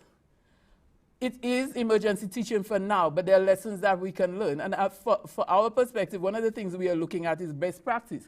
How many people were able to dive in there and actually improve their teaching from that experience? And so there's a lot of things we could learn from what has happened, and it could inform what higher education looks like in the future. Despite the learning that has taken, not despite, the learning has taken place, and it is in a digital context, but there is also that possibility that it has opened up for all of us. Thank you. Thank you so much, panelists. We now welcome Mrs. Natalie Jolie Fannis, the Senior Communications Officer at the college, who will be assisting us with questions from our participants. This evening, we have participants locally, regionally, and internationally. Good evening, Natalie. Good evening, Tracy, and thank you so much. And let me say thank you to the participants who have sent their questions through our Facebook pages, both the South Louis Community College Facebook page and the NTN Facebook page and YouTube channels. And our first question actually comes all the way from London. I shouldn't say all the way from Janine. Thank you so much, Janine. And I think that probably can be directed both at Dr. Meyer, and Dr. Springer also spoke to it, the issue of the parents' role. So Janine says, in the future, will there be some sort of training for parents so they know how to use the online tools? And I also want to throw in another question related to parents from Marcia Mitchell, who says, what will be in place for parents that are not computer literate and must help their children when the digital learning will be introduced? No jobs, no money, what to do? Which of you ladies is going to take this one? Well, maybe permit me to. Thank you so very much. And we appreciate that question. I'll start with the difficulties that some of our parents have. And that's a reality. We must appreciate that even when we've had face-to-face schooling in a physical environment, some parents have been more able, based on the resources they have, based on their own educational backgrounds, to be able to support our students. What we encourage parents to do is to continue to communicate with our various educators on the ground, to identify what the issues are and to seek support. And I will quickly say that I will personally reach out to that parent because there may be individual questions that she may have that we can support with. But the initial contact would be the classroom teacher, through the principal. We have education officers in all of our 8 educational districts who can very ably help and support and give other bits of advice on the ground. Dr. Springer? Okay, I ended my presentation by looking to the future. And looking to the future, for me, looks at development of 21st century skills. And that would simply mean digital literacy. And digital literacy doesn't only mean for students, it means for parents as well, as they go into the workplace and need to be competent in using these digital technologies. In terms of training, I think a lot of organizations have organized training in developing digital literacy, not necessarily how to use a computer, but an understanding of the digital environment and understanding of what digital education is. And actually, I'm taking a little note in terms of what we can do at SAFA to address that. And permit me to add one bit, and the question was, what has been done for parents? And I can speak to specific examples of both primary and secondary schools where parents have been engaged online, spoken to about the various platforms, gotten help with downloading those platforms, engagements, tutorials online. So a lot of that has happened, reference the use of the platforms. An example is that a parent met me and said to me, now I know what Edmodo is, and I can actually use it. So we know that our parents are not only getting the initial help, but also helping themselves to further develop some of the skills that they need, reference the use of the platforms. Thank you so much. I think we have time for just one more question, and this one comes from Amatis Edwards. And he says, our digital future platform should not be based on live internet access, as those can be disrupted easily. The Aptus concept should be the direction that we should be looking to roll out content. Content need not be live. Pre-recorded videos and teaching apps can form the new paradigm. And he says we should be looking to reorient teaching and learning so that they can be maximized with the emerging technologies. Why must we be concerned about the role of the teacher? What if we no longer need school teachers? Oh, We will always need school teachers. So important, and Dr. Jules spoke to the social interaction. Very, very important. And I think our roles as teachers will always be there because we're not only educators, we're nurturers, and we do all of that. But definitely the use of live internet is an issue that we must look at very seriously, and the importance of having pre-recorded information, also because of the possibility of abuse, and we know that's a reality for us. So as we look forward, it is always important to reflect upon practice and to look at improving it as best as we can, with the aim of reaching our students and engaging every single child. Okay. To speak to that, I agree. We will always need the teachers. Teachers will not become obsolete, as far as I see. What we need to do is retool the teachers so that they can exist in this totally new paradigm. In terms of utilizing technologies that may not depend on connectivity, this is very important. This is and I spoke towards the idea of people thinking about the tool. Instructional design thinks about the tool and the use of the tool in different ways. So something kind of doesn't necessarily have to be taught fully online. We could have what is called synchronous or asynchronous technologies, which allows the students to be online and offline working. In this context, I believe the data speaks for itself in terms of students having access to computers, access to connectivity. And so it becomes important in thinking about different ways, for example, utilizing television and other ways of getting the message to students. And I think our first presenter from COL spoke towards the idea of actually using print as an example of delivering instruction to the students. So there are different ways, and we just have to think about it and see how it is suitable to our context. Which we've done, yeah. Thank you so much. We do have some more questions on the platform, but I know we need to get to another panel, so we will get them at the end. Back to you, Tracy. Thank you so much, panelists. Thank you so much, Natalie. And we move on to our second panel discussion, Learning in the Digital Paradigm, Initiatives at Primary and Secondary School Levels. The challenges of implementing a digital learning paradigm are particularly daunting at the primary and secondary levels. The digital divide is often even more pronounced and exacerbated by underlying structural inequalities. How do governments and ministers and ministries of education resolve these challenges and embrace the benefits of online learning? What support is required, and what kind of teacher education upgrades are needed? We welcome panelist Jermaine Anthony, ICT Curriculum Officer in the Ministry of Education in St. Lucia, and Rafa Gordon, Education Specialist, EDMU, OECS, to discuss community and learning in the digital paradigm, initiatives to support learning in the COVID-19 context. Good evening, gentlemen. Good evening. Thanks for having me. You're welcome, Mr. Anthony. You're welcome, Rafa. So we will begin with Mr. Anthony. Okay, thank you. I'm going to try to share my screen. In fact, maybe just show my face for a bit. Okay. So thank you very much for this initiative. I think it's very, very timely. And it's also important that we have these conversations as broadly as possible, because I certainly believe that there's so much we can learn from what the other is doing, not just within St. Lucia, but in the territories in CARICOM and within the OECS to be more specific. Just allow me a second so I can share my screen. Hopefully my machine is not too slow. So the conversation today, I think Dr. Jules, Professor Kanwa, and other presenters have said quite a bit of what I would have liked to hear and say at the same time, for the reason that we need to really be, I would say, all on the same page where it comes to what we are doing in this whole COVID-19 response. This slide here, I just have a few statistics. They are rounded figures, so they're not accurate to the T.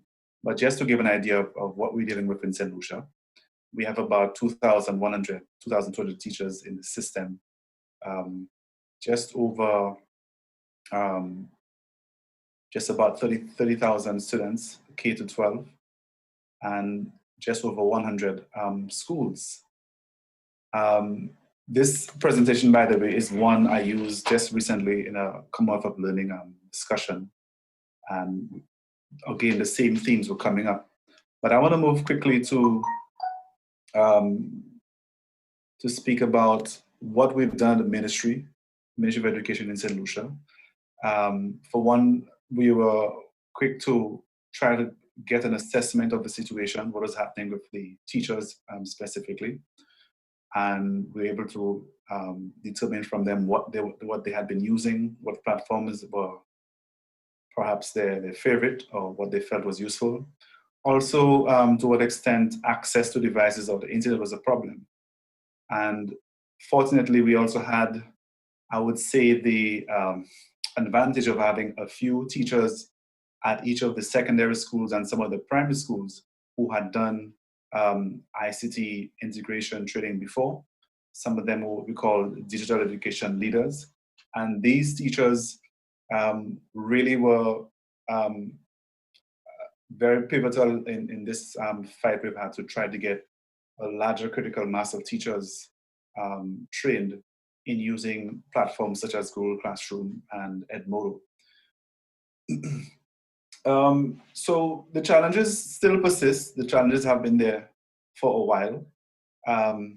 Yes, COVID-19 is the new reality, but I would like to think that we want to look beyond COVID-19 and look more broadly than this one single disruptor.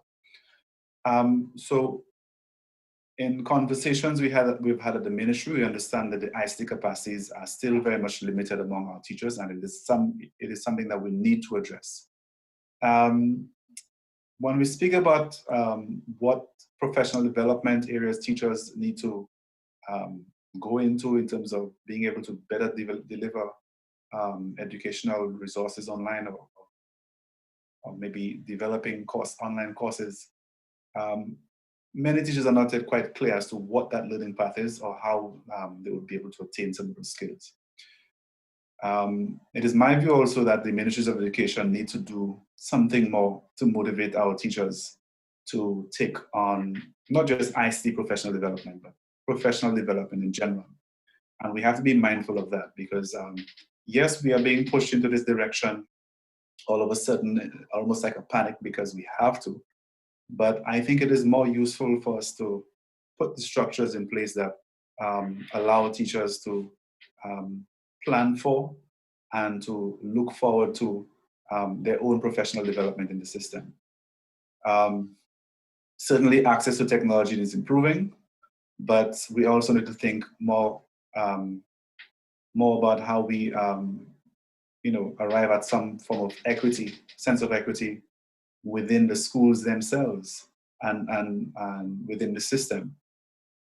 I think also in the region, we have several opportunities for collaborating in terms of training, in terms of developing digital materials, which have really been ignored for a long time. And that is something I think COVID-19 is reminding us of.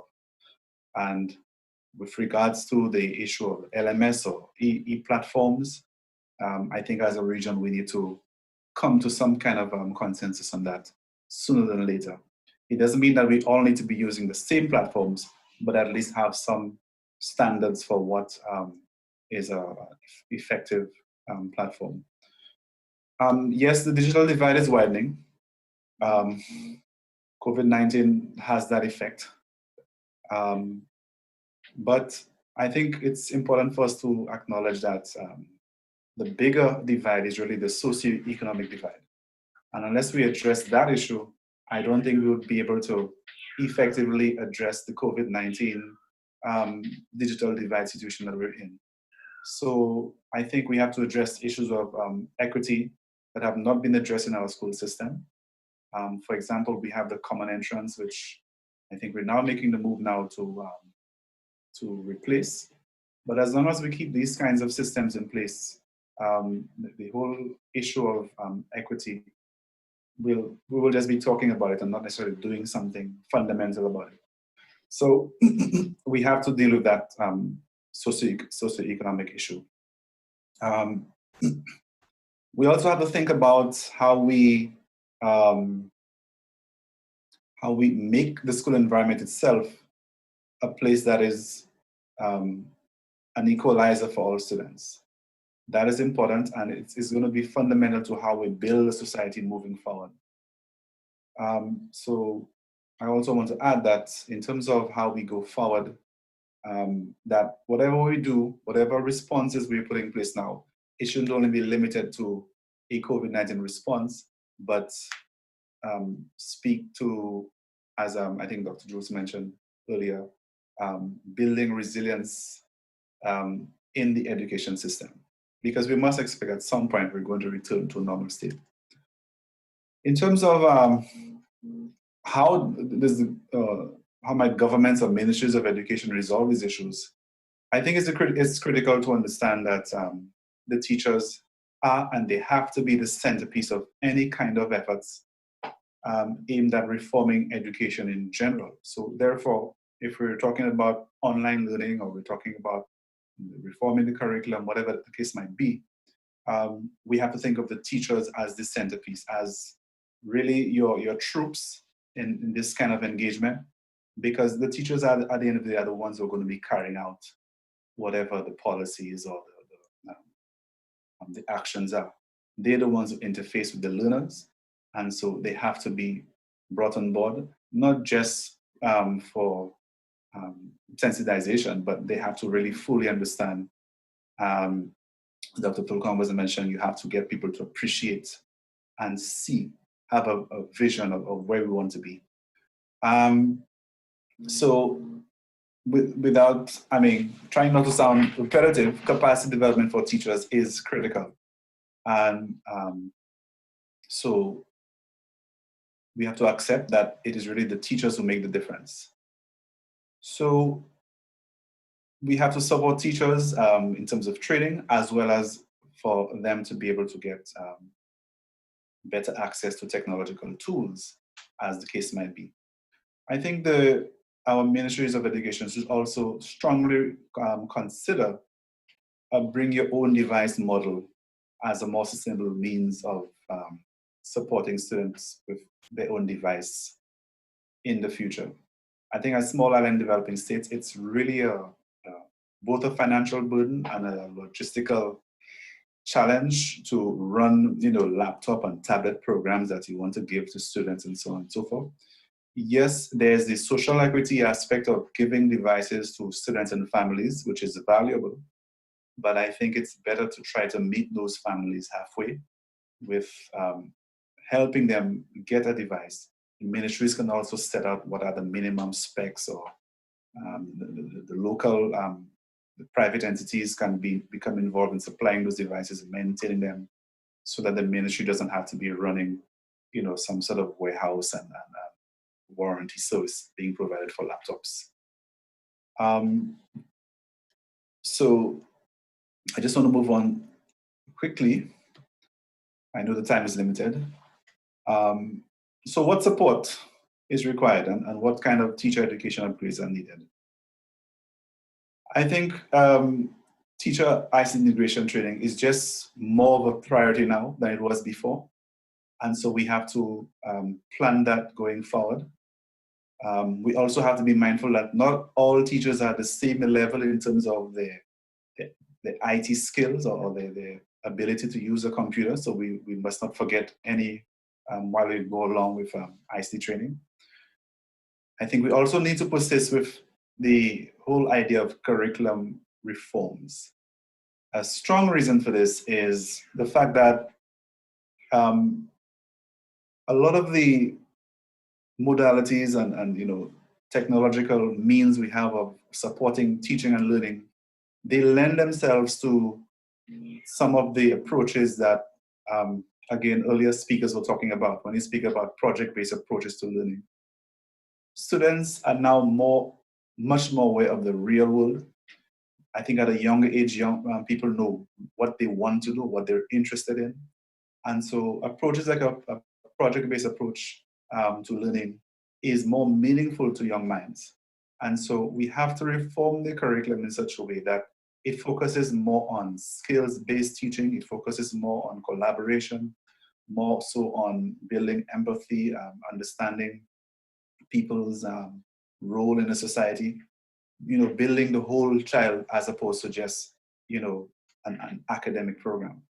So I think we need to take this opportunity now to work on those curriculum reforms that we've been working on, and perhaps, I would say, even add more impetus. Teacher training should be continued. I believe after we've gone past the stage of, being able to use an LMS or being able to deliver learning online, we need to raise the bar a bit and have more of our teachers understand concepts of instructional design, developing OER in their own right. I think we have teachers who also might have a liking towards developing digital and interactive material. We need to make that opportunity available for them as well. And of course, those advanced instructional tools that might lend themselves to dealing with students with special needs, or even remedial purposes. So I think we can take advantage of this workforce, this resource we have in the schools. I'm speaking about teachers, and if we train them to the extent where they can be the ones who develop the digital content, they're the ones who design the courses, I think in the long run we will be saving a lot of time, a lot of money, and in fact, building at the same time better equipped teachers to support the system. And I think as well, in terms of supporting ICT integration in schools and online learning and all that, we really have to think about providing support for these teachers at both the school and district level. Now you'll notice so far I am trying to respond more to a broader ICT integration than just a COVID response. And I'm doing so deliberately because I think most of what could be said about COVID-19 emergency response teaching, has been said. My focus here is really to talk about how we should not lose sight of the post-COVID world, and to maybe try as much as possible to factor in whatever we're doing now to try to build resilience for the future moving forward. So I think in this situation, it's given us pause. We have to reflect and understand there's fundamental change going on. And so I think there's opportunities all along the way that we can pick up. So I think this very same e-symposium is an example of a regional collaboration, the sort of thing that we need to be doing. We need to learn to embrace best practices, study what others are doing, and we certainly need to accept that fundamental change is necessary and obviously unavoidable. And I speak to the whole curriculum reform that I think is necessary. I think also we need to have a rethink about how we go about distributing devices for schools, teachers, and students to make it more equitable and effective. Teachers certainly would need to be recognized for their efforts in terms of what they do in the classroom, as well as what they do to improve their own professional development.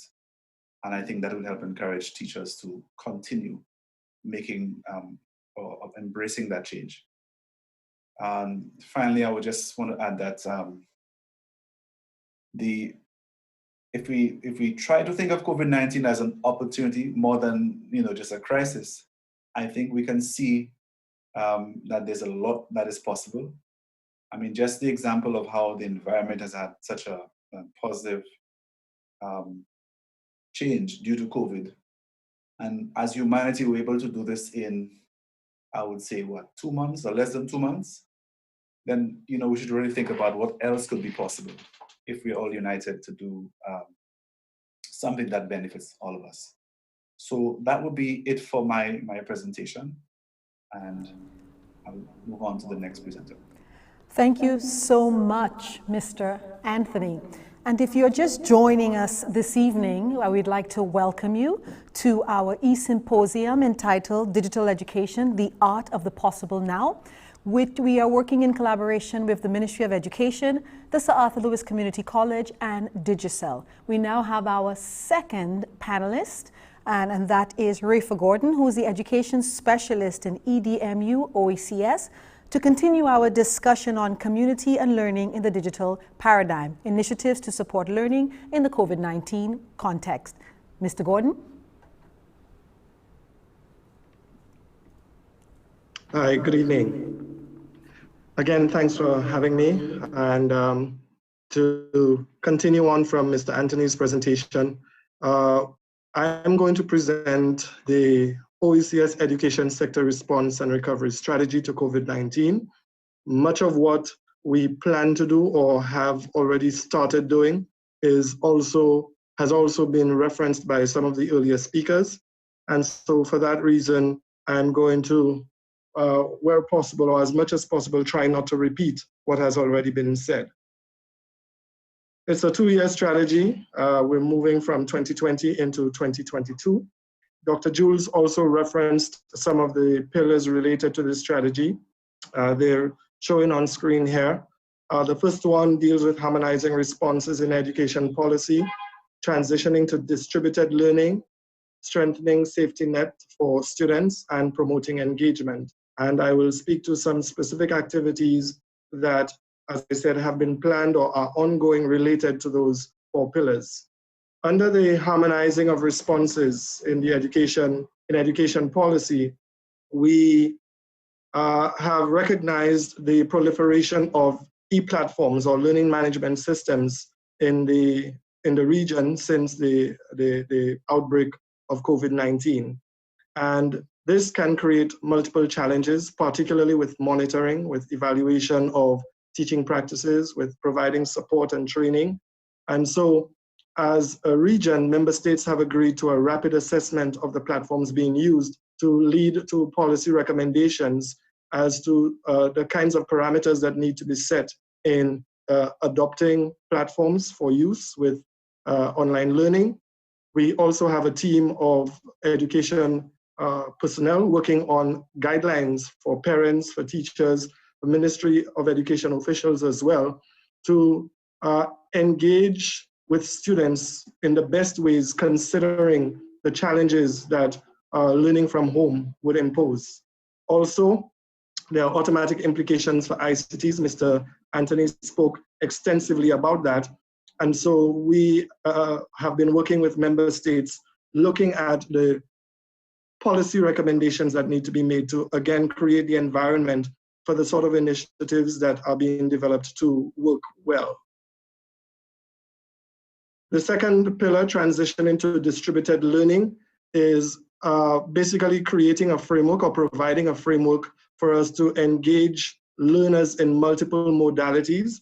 We want to recognize, or we recognize that working with students at home has to be much more than simply online learning. And when we talk about inequities, when we talk about the challenges that children face, we have to consider other means of reaching them, because regardless of the structures that are put in place, there are some children that would be difficult to reach who need additional help. And under this pillar, we are working with the University of West Indies. A course is going to be designed that will have a 3-pronged approach. We use it as an opportunity for retooling of teachers. If teachers are going to be trained to engage with students and to deal with the challenges that come with the new environment, we see it as an opportunity at the same time to do retooling for teachers and to focus on pedagogy. Because regardless of the conditions, regardless of what environment we face, at the end of the day, it's critical that teachers be mindful and guided by the evidence-based principles of learning, and to ensure that students have the best experiences that they can within the conditions that they face. Distributed learning, as I mentioned, would be a key feature of that training, and resilience in education, so that beyond COVID, teachers are prepared for any emergency and are better equipped to respond to the needs of students. We are also planning to design an academic recovery program that focuses on equity. There is research that suggests that every time children leave school for an extended period, such as with the summer, they experience some form of regression in their learning. It's actually termed the summer slump or the summer slide or summer slowdown, with slight variations in what each of these mean. But essentially the point is that children lose some of the learning that they would have acquired during the academic year. And so educators are already concerned, expressing concern that with the extended period of students who face inequity being without teacher support, that the achievement gap would widen.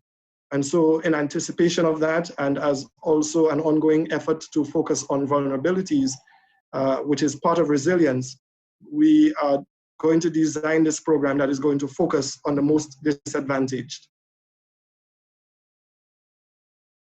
We also have member states who have already started considering the low-tech options with radio, television, and print.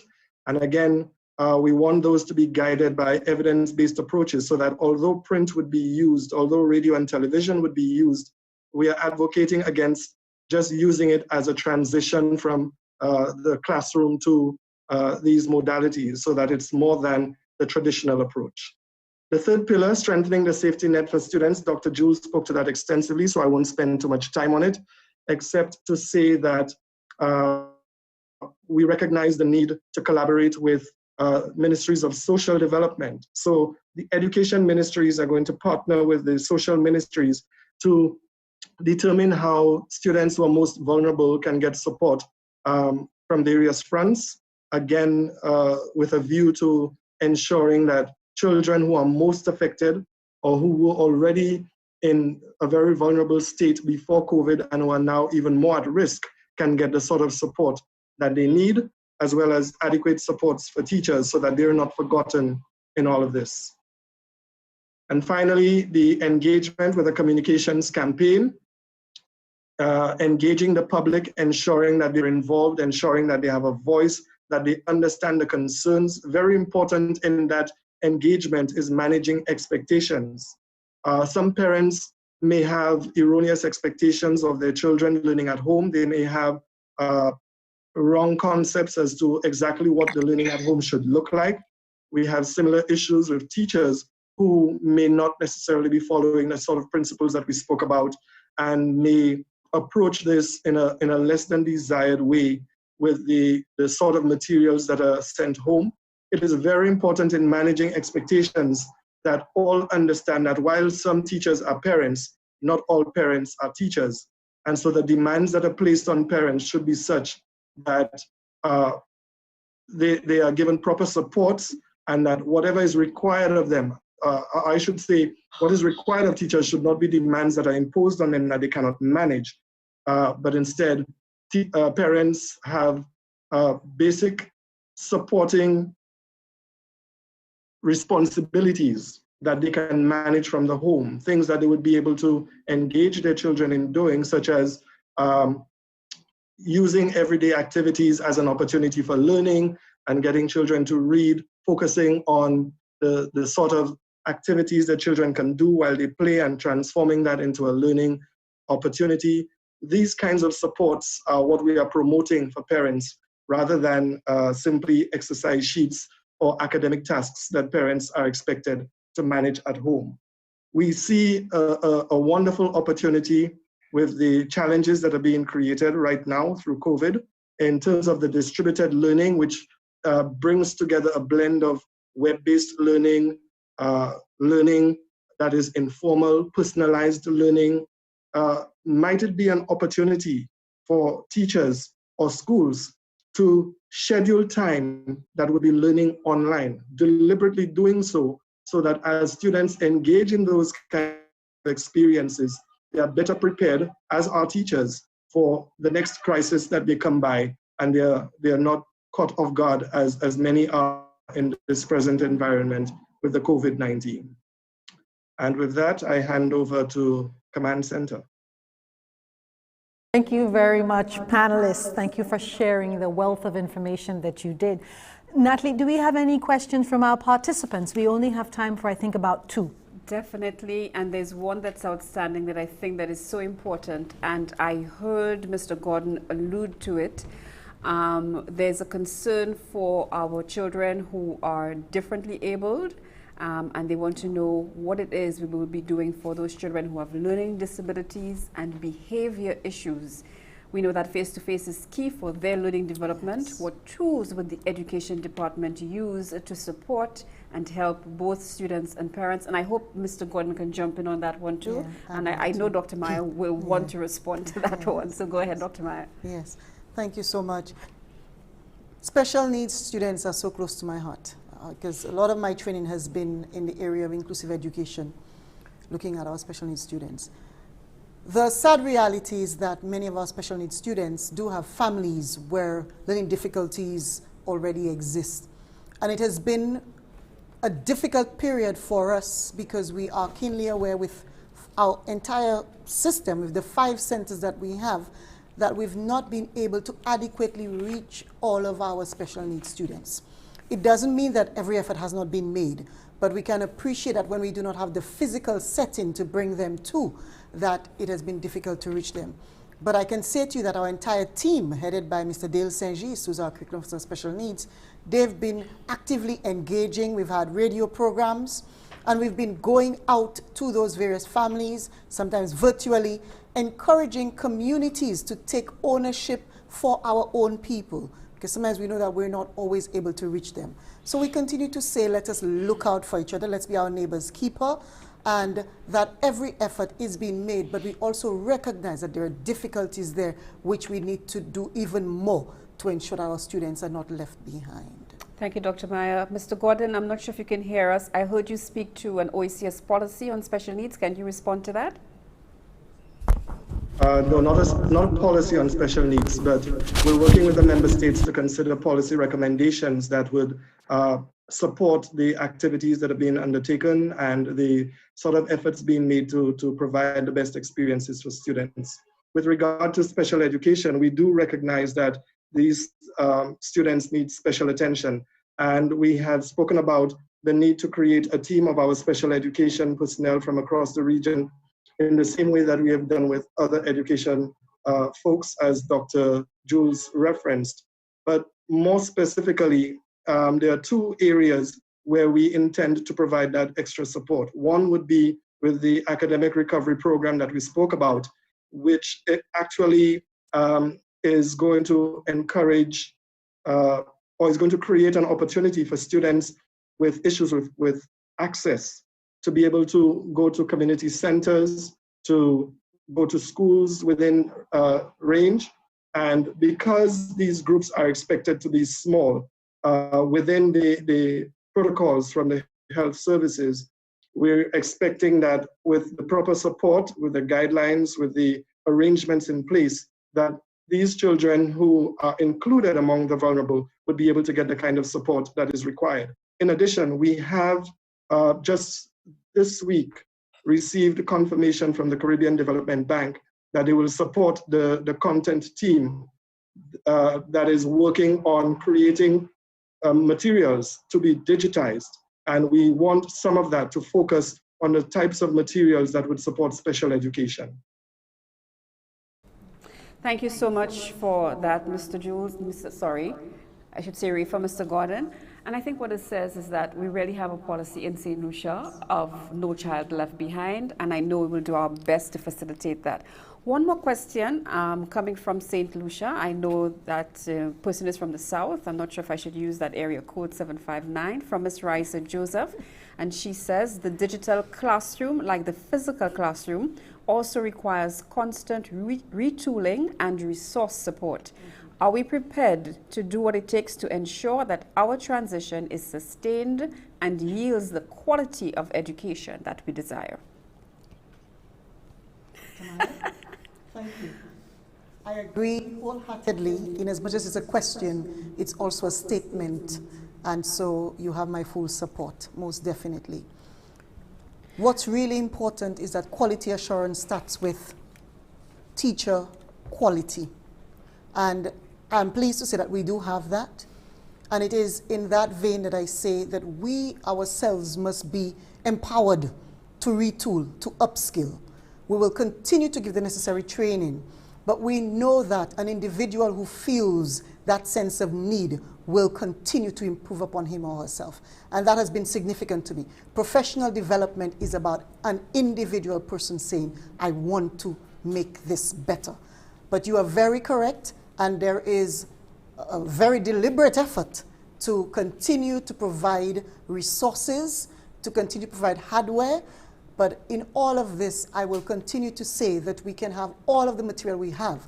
If there isn't a commitment to make it happen, we might not go very far. So there must be that balance between the provision of resources, the acquisition of resources, but also effective management and implementation alongside a personal and professional commitment to see things happen very well. Thank you, Dr. Meyer. Just an opportunity for either Jermaine, who is the ICT Curriculum Officer, or Rafa to respond.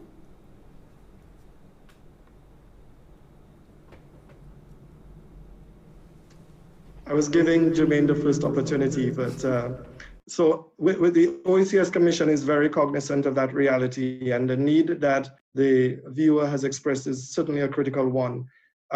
We are very much focused on resource mobilization to be able to support the member states to do exactly what the viewer has expressed and to support what Dr. Meyer also articulated. And so in seeking to address those issues, while we bring together the resources that development partners, donors, and other agencies provide, we are very much focused on ensuring that these resources are used in the best way possible to be able to create a new environment, and not a recreation of the old, but a development of the new. It's a sort of,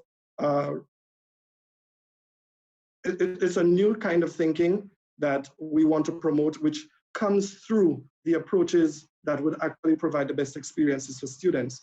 And in doing so, ensuring that teachers have the adequate supports. So Dr. Miles spoke about professional development, which is one component, but all of the pieces have to come together to build on what she was saying. All of the pieces have to come together to ensure that the learning experiences that students have push them into the next dimension. Mr. Anthony spoke about children who are much more aware of their environment now. The needs are totally different, the demands are different, and we have to ensure that the system continues to change with the needs of the learners. Thank you, Mr. Gordon. Just before we go back to Tracy, I just want to continue to encourage our participants to stay tuned with us and send your questions. We will try as best as possible to facilitate. Thank you very much, Natalie. Thank you very much, panelists.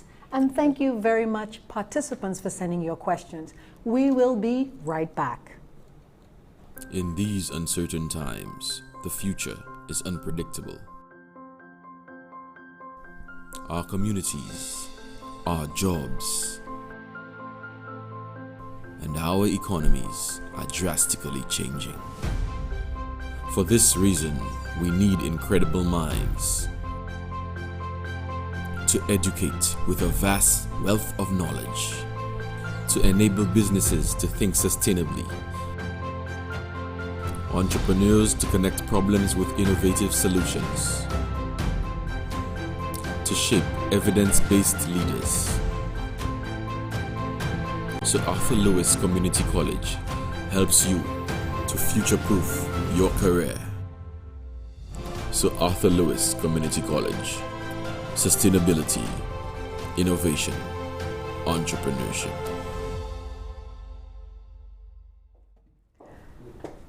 Thank you and welcome back to our e-symposium, Digital Education, the Art of the Possible Now. As one of the largest telecom providers in the Caribbean region, Digicel has played a critical role in responding to the emergency teaching scenario. What role can they play beyond crisis management? Let's find out. We now have a feature address by our generous sponsor, Digicel, delivered by Frank O'Carroll, Group Business Development Director, and he will be accompanied by Mrs. Siobhan James Alexander, CEO, Digicel St. Lucia. Welcome.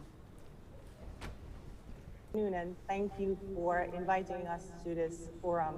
It's very apt, and the discussion lends itself to collaboration, and that's our role. So please allow me to share my screen, and then we will start.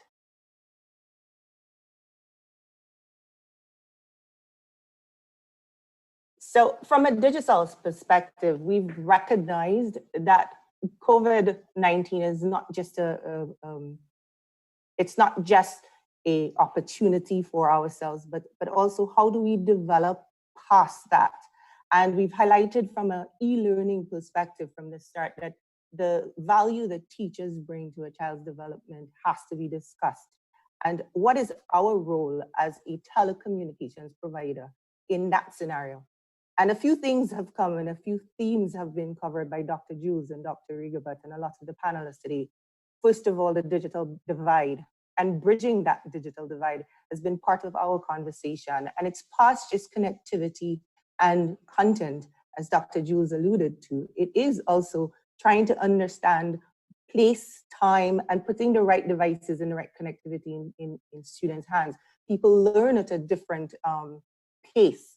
And we had to understand that when we started our response for COVID, we had to move from a telecommunications past the traditional means that we were accustomed to and look at innovation, look at growth and development. And in our sphere, we understood within our 26 color markets as all developing markets itself, that we had a key role to play. The good thing was that St. Lucia had probably started that together with the other OECS markets, which is St. Vincent and Grenada with CARSIP. And so about 2 years ago, we engaged the governments and we rolled out a fiber network. But that engagement kind of looked more on the brick and mortar and giving content and control. And Dr. Maya spoke about control, because whilst we spoke about having access and giving persons devices, we also had to control what our students were doing with those devices. How would we know that they're actually accessing learning stuff versus playing a game? And so these were the conversations from a telecommunications provider perspective that we also needed to understand. And we understood also that that digitization was past COVID. Some of the key questions that we needed to ask from our perspective was this longer than 2 months, 3 months? Is this the new normal? Will we ever return to the traditional way of learning? And so the technologies that started to go is the mobility and the artificial learning, the analytics and cloud versus the physical structures of servers, etc. So from a telecommunications provider, therefore, we offered a fundamental building block for access, and that's number one. Interconnectivity and application became the third thing. And it's from that medium that we started to engage the experts at the ministry. And I must say that they were very much forthcoming with allowing us to collaborate with them. We weren't the experts, we're the backbone. We're the conduit to allowing that connectivity. And so our engagement, we would have realized, started with first connectivity and then content. And that content was static in terms of the websites that we were able to allow free access to. And then the fact that this was not going to be a 2-week, 3-week position, we had to now understand that in the longer term, we needed platforms. And that's where Microsoft Teams came in, and that's when the collaboration with our own vendors. And I think part of our fundamental contribution here is that it's the allowance of creating partnerships past the borders of St. Lucia and having conversations with Dr. Rigobert and Dr. Nurse actually solidified what our approach was. We needed to break the boundaries of just the 238 square miles, and we needed to move past the partners of just those persons dealing in St. Lucia. So we started to train teachers, and I heard about retooling, and that is also very much a key part of this sustainable approach. And how do we fast track that from 38 teachers to 100? So Jermaine alluded to 2,000 teachers, and each person is at a different learning ability. And in terms of ICT, some of us are afraid. And how do we actually break those boundaries? And that's what our role as a provider is. We've passed just the connectivity and being a pipe, and we started to give content and allow education. So we're actually helping and facilitating the training of those teachers. And the free access that I speak about, and that's part of the crisis management and understanding this isn't short term, is that the allowance has to be part of just past the third term, and how do we now move these modules forward? And understanding too, in your last conversation, Madam Chair, and the questions to the panelists asked about special needs. And that's part of the conversations that we've been having. Special needs, as you know, is part of the things that we hold very dear to our hearts. And we're looking at partners to bring on board platforms that facilitate that connectivity. And we need the right device in the right person's hands. The virtual classroom is something that even yesterday, having conversations with the student council, understanding what their challenges are and how that collaboration and seeing that virtual and face-to-face is always going to be key here. But how do you socialize that, even in a virtual classroom, there is an element of face-to-face about past the static learning. So it's conversations like that, and that's where we see our role as a provider in all of this. Frank, my colleague, will take you through what we see our commitment to the government of St. Lucia is. Frank? Thanks a lot, Siobhan, and good evening, everybody.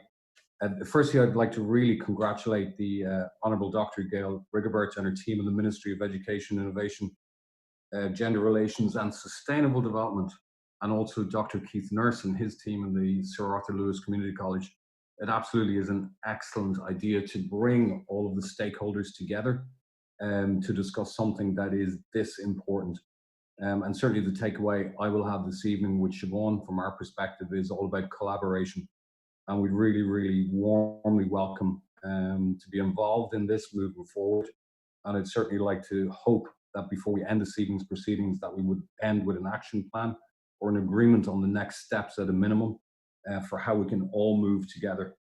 And I suggest, we owe it to our teachers and we owe it to our children, not just here in St. Lucia, but right across the English-speaking Caribbean. One of the difficulties, I suppose, of speaking late in any event like this is that many of the speakers before you, who know a hell of a lot more about the subject matter than you know, have spoken about a lot of the things that you had hoped to speak about. So I'll fly through a couple of points, but on behalf of myself as a resident of St. Lucia and somebody who first came here in the year 2000, and on behalf of Digicel, I'd like to make the following commitments on behalf of our company. As I said, we are wholeheartedly supportive of developing education, not just in St. Lucia, but in every one of our operational markets.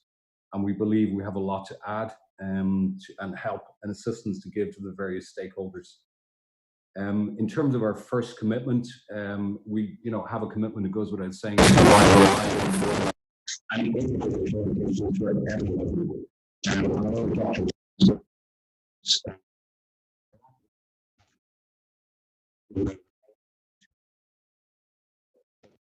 Problem with your audio? Pardon me? There seems to be a bit of a problem with your audio. I think he's back. Mr. O'Carroll, are you back on? Yes, can you hear me okay? Yes, now we can hear you perfectly. Thank you. Great, thanks a lot. Yeah, by way of background, Digicel has invested to date $110 million in St. Lucia since we first launched on the 24th of March 2003. And during that time, which is an enormous investment to bring LTE, to deploy a fiber optic dedicated network to every government building and government site across the country, we look back and sort of go, what's happened in the marketplace? Obviously, the penetration of telephony is now over 100% in St. Lucia. It costs less than 1% of what it cost in 2003 to make an international phone call today, less than 1%. To buy a device, it costs less than 10% of what it cost in 2003. I certainly know from looking at my wife's Massey bills or looking at our Lucia-like bills, they certainly haven't gone down at the same rate in that time frame since 2003. But the point I'm trying to make is that telecommunications, in terms of deploying operating networks, is not for the faint-hearted. An enormous investment made. We employ 202 people directly in St. Lucia and an additional 1,000 people indirectly. But we certainly have, and we believe we do a very good job in making sure that we do provide reliable, affordable, and innovative products and communications to everybody in the country. Certainly, it can always be better. Certainly, it could be cheaper. But we've made a big investment. Our shareholders need a return on their investment. We pay exorbitant spectrum fees and license fees to operate on our spectrum.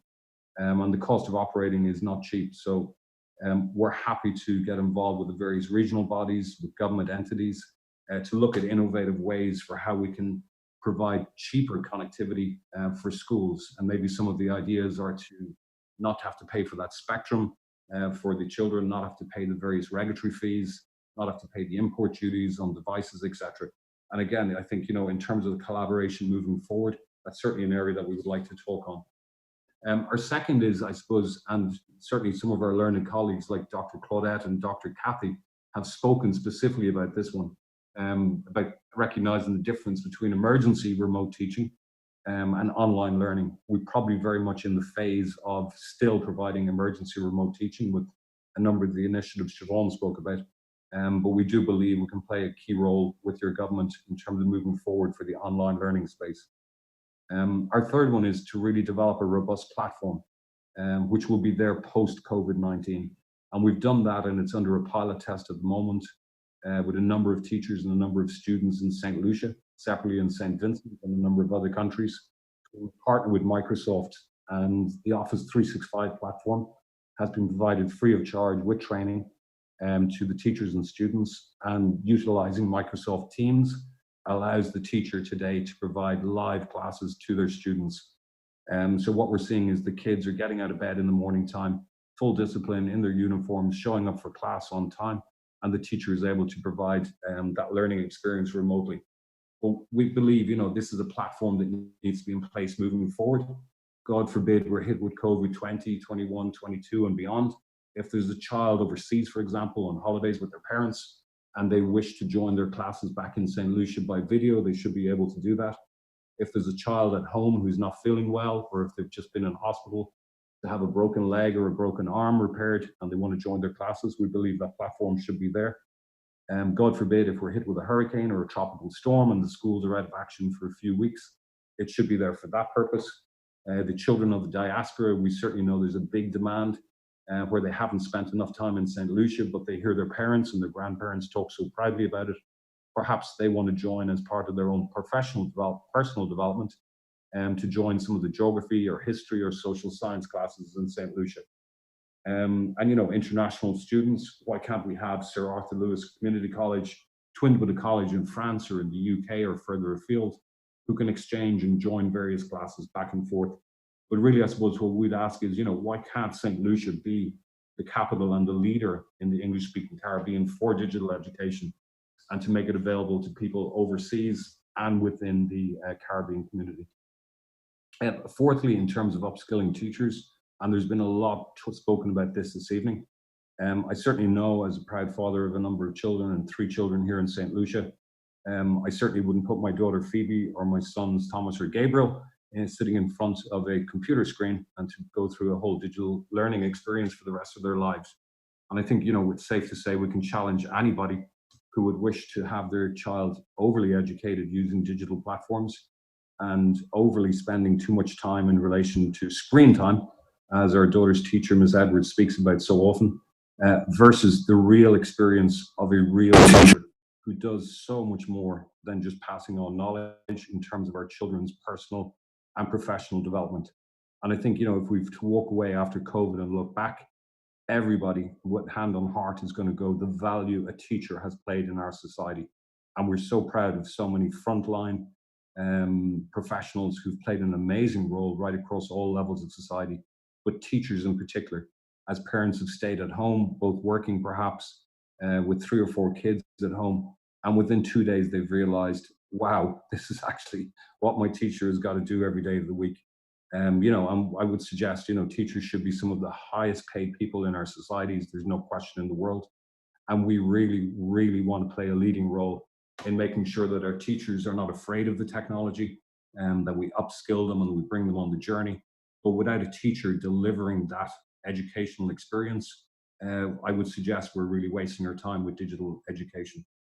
And a fifth point I'd like to just touch on very briefly, and it's an important one for us in terms of our child's safety online.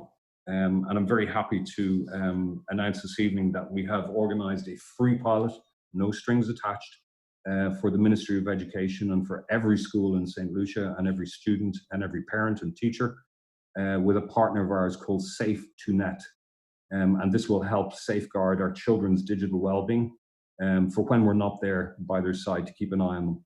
But if you read any report about the rise of abuse of children, online bullying, etc., you can read so many reports about Zoom calls being interjected by weirdos, for want of a better description, as our teachers are teaching their children. It's just, earth-shattering. So we are firm believers that we've got to protect, and we have a corporate responsibility as a telecommunications provider to make sure that our kids are safe when they're online. And I'm very happy to pick up with the ministry or tomorrow with Siobhan to help implement that free pilot, which hopefully everybody can benefit from, and parents can rest more peacefully in knowing that their children are safe online. Sixthly, in terms of multilateral agencies, and again, there's been some discussion on funding.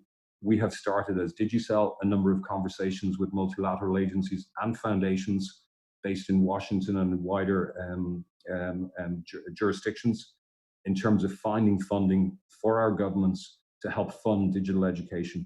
And that encompasses everything from the development of our teachers to providing the platforms to be able to provide the devices for our children and to be able to provide the connectivity. I should mention right up front that we don't see within Digicel that digital education is something that we would wish to make money from. We see it as our corporate responsibility to make sure that we give back into the communities in which we operate. And we see education as something that we know we have helped for so many years, be it schools that we've built, be it scholarships that we've funded, be it devices we've given out to disadvantaged kids, et cetera, et cetera. So we also feel that we can add a lot to help our governments in finding funding. And the type of funding we're talking about is non-refundable grant aid funding. So we don't want to lumber our governments with any further debt that they need to pay back. But education is something that is very fashionable and very attractive to people who wish to give back to society. And what I'd say there as well in terms of a suggestion, and certainly we will follow up with Dr. Jules and the OECS in relation to this. It was interesting to hear that there's a requirement for about 170,000 tablets at the moment across the OECS region alone. And again, we're a big believer. We operate in 32 countries around the world, which gives us purchasing power versus each one of our countries if they were to go out and procure devices or supplies on an individual basis. But we're aware that the government of St. Vincent, for example, has gone one direction to acquire 30,000 devices. The government of Antigua have a live tender out at the moment to acquire over 21,000 devices. And we're aware of several other countries as well. What we'd like to do is encourage the governments to come together as a collective to literally spell out how many devices each country wants. And let's get in front of Dell or let's get in front of Microsoft to say we need to purchase 500,000 devices. It will drive the cost down. It will make it more attractive for people to finance it. But we must come together in a collaborative approach in relation to those.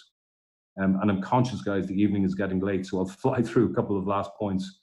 But in terms of fostering and promoting the development of local content, it's something that's very, very important again for us. And not just that it would be local content, but it would be culturally appropriate content. It's very easy to download an app from the US, from the UK, from further afield. But let's start developing the apps and the content from the Caribbean region. And we're working with Dwayne and his team from Book Fusion in Jamaica, 100,000 books with a heavy Caribbean content and curriculum, interactive books with Caribbean accents and Caribbean imagery. Fabulous, fabulous company. And we're working, as I said, closely with that company. And we will be running a pilot across a number of our markets to give people free access to Book Fusion for a number of weeks. And we also work closely with the Learning Hub, again, developed by a team from Jamaica, which has all of the curriculum online from kindergarten all the way through, allowing kids to sit mock exams, to sit tutorials, to link up with study buddies, as they call it. But let's help develop and let's help foster, and Digicel will do this. We've helped so many young companies get up and running in terms of an incubation centers that we have in a couple of our markets. And again, we will support this wholeheartedly to make sure that local content from Caribbean nationals is what's on the curriculum and are there to support our children and our teachers. In terms of assisting kids with special needs, and again, this has been spoken about loudly, and certainly I will follow up with Dr. Meyer in relation to this. We've had several conversations in the last couple of days, and it's a huge part of Digicel's DNA and driven by our chairman in terms of his sponsorship of Special Olympics, be it from the 2003 World Summer Games, first time ever held out of America was held in Dublin. He was the chairman. Be through to where we've organized Special Olympics right across all of our operating markets, but just not for people with mental and physical disabilities, but people with learning challenges as well, which we're aware is a growing population every year. And it's something that we must target, we must help, and we must assist. And with being parents who are crying out for this. And finally, the last 2 points in terms of train the trainer.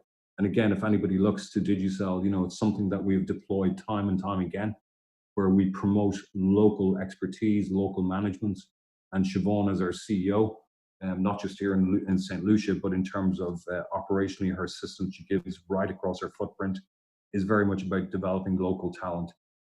We must make these initiatives sustainable. We must develop the local expertise that, you know, hopefully in the next 5-7 years, these will be totally self-sustainable. And, you know, the Caribbean region will be able to take them to other small island developing states to bring them up the curve. And finally, you know, I want to absolutely assure the government of St. Lucia and everybody on this session this evening of Digicel's full commitment to partner with the government. And, you know, it's a term that's used heavily in terms of no child left behind. But we've got to make sure that despite personal circumstances, the living background, whatever it is of that child, we've got to make sure that we bring every child to the forefront and take care of all of our children. We have a responsibility as parents, and certainly Digicel has a responsibility as a corporate investor. And thank you very much for the opportunity to speak this evening. Back to Siobhan. So in a nutshell, what does the future look like, and what is the role of a telecommunications provider such as Digicel? And we're talking today about digital economies, and we're talking about Sir Arthur going into that creative space. And how do we support that initiative? There's long discussions of field of our role, but key to that, and I think Frank alluded to that, is collaboration. COVID has allowed parties that don't necessarily and would not have necessarily and traditionally partnered to come to the forefront and understand what their role is. And a lot of our partners are also helping us and supporting us in that. So for the future, what we see as a telecommunications provider is entering space that isn't traditionally ours, but it's really content driven. It's really initiatives and growth initiatives to help developing markets like ours, and leaning on learnings from our other territories now that we do participate in 31 markets across the Caribbean. It's those key learnings and bringing it to the forefront to the government of St. Lucia. So it's really about partnerships and collaboration, and we will support and continue to support the initiatives of the government of St. Lucia. And with that, over to you, Madam Chair. Thank you for having us. Thank you both for your support of our college and your contribution to e-learning in the wider St. Lucian community. We also want to thank you for your collaboration with the Ministry of Education and the Sir Arthur Lewis Community College on this e-symposium. And we agree with you 100%. Here in St. Lucia, we can be leaders in the digital education in the English-speaking Caribbean. And with that, I lead you over to Natalie, because here at Sir Arthur Lewis Community College, we are trying to create a top-notch university to give our young people the opportunity to grow and to learn with our new programs. So I give you Miss Natalie Jolie Fannis, who will explain a little bit about our programs, our new programs at the Sir Arthur Lewis Community College. Thank you so much, Tracy. And I just want to recognize some of the comments and questions that have come from Digicel. We will try to facilitate them. Somebody was asking for the link. So we'll try to facilitate some of these questions by typing them online. Mr. O'Connell did throw out the challenge for Sir Arthur Lewis to be the leader in digital education in the Caribbean. And it's something that we had been planning pre-COVID. One of the things I want to let people know is that applications to Sir Arthur Lewis Community College are now open online. So we're moving where we should be. We've had several messages asking us, when can we collect? Everything is now online. So we are ready to take your applications. The college has been planning for some time now for us to be able to upscale what we do digitally and of course face-to-face if it allows for that. So we have some very innovative programs that we are going to be offering in addition to what we have for about 35 years now. Digital humanities, digital media is at the forefront of that, along with a lot of stuff in the creative industries. So we want you to visit our website to get some more information, and we ask you to take in this ad one more time for you to get some more information. Your passion is calling. Your future is standing by. Tap into your potential. Online and on-site classes. Dedicated faculty. Robust student life to diverse student experiences. 56 highly recognized programs. Sir Arthur Lewis Community College. Apply today and fast-track your career.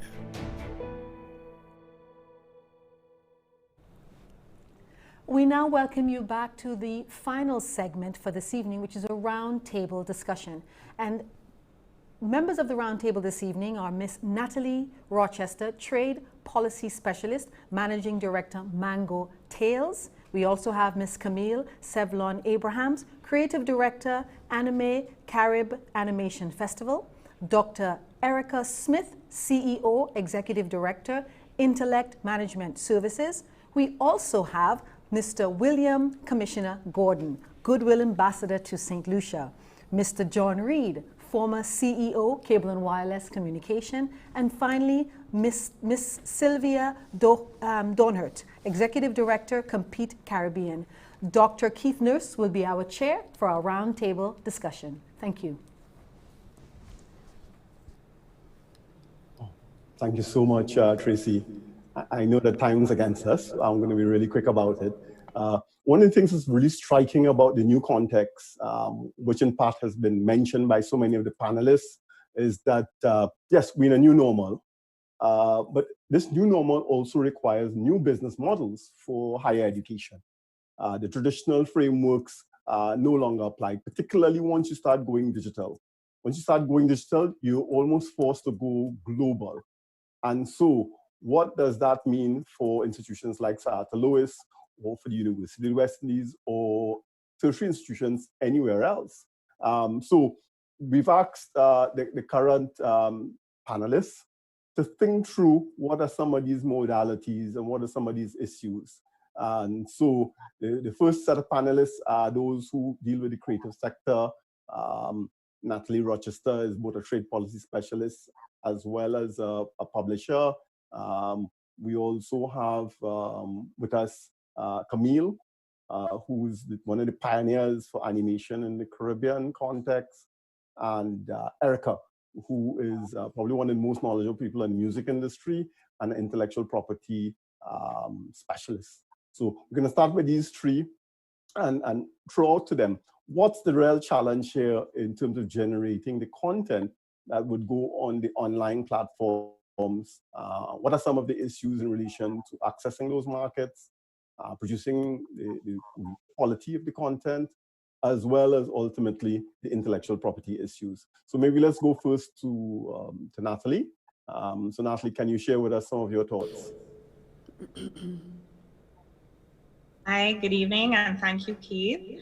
As Keith mentioned, I am wearing more than one hat here. I'm looking at it from the issue from the trade perspective, and also from the perspective of a publisher of children's content. Let me go ahead and share my screen. Let's see. And get a point out. And you just, that's good to go.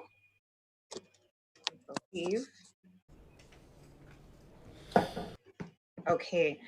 So in terms of the content industry and the educational content industry, it's a great market to be in, and it's always been a great market because it's one of those services that we can deliver and consume right at home.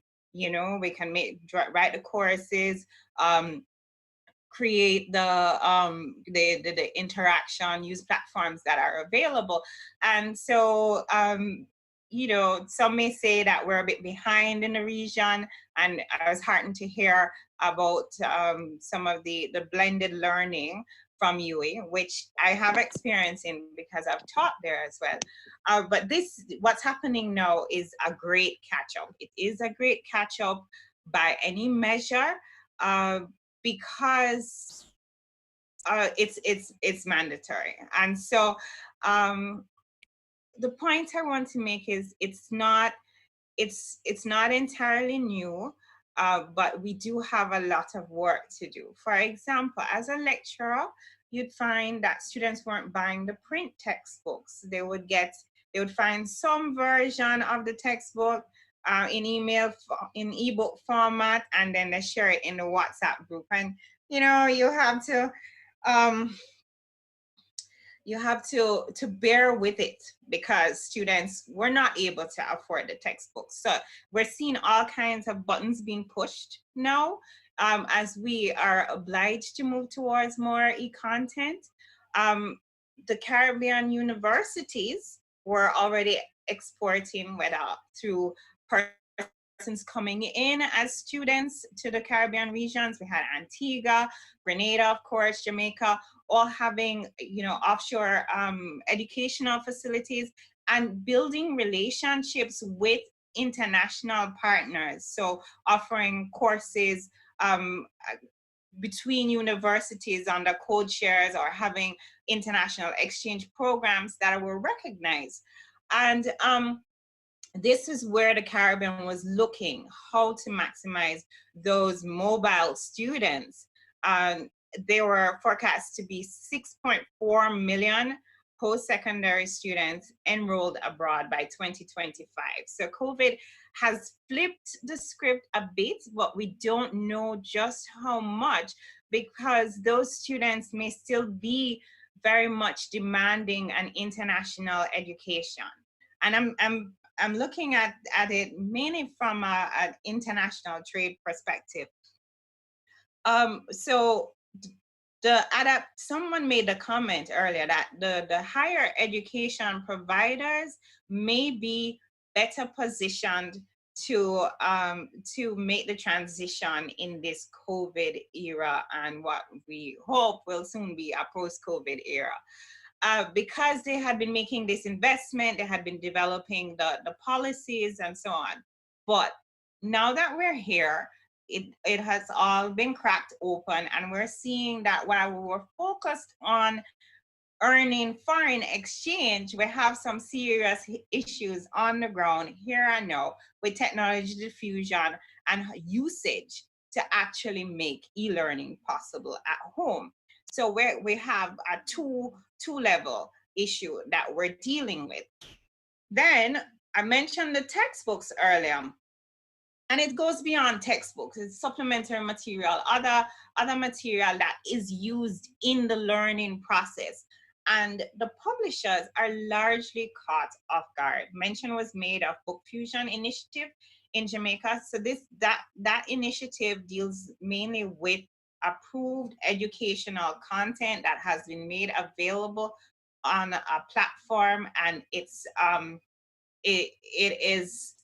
accessible to students at no cost, but the content providers are remunerated. So this next slide is just trying to look at pros and cons. How ready are we? What do we have working in our favor? What don't we have working in our favor? I mentioned, and others have mentioned, that the higher educational facilities may be better prepared for this. But the primary, get the screen out, the primary education market and supplemental trade books, because the sector is divided into what's purely educational and what's for fun, reading for fun, or reading as supplement, but not in a textbooky kind of way.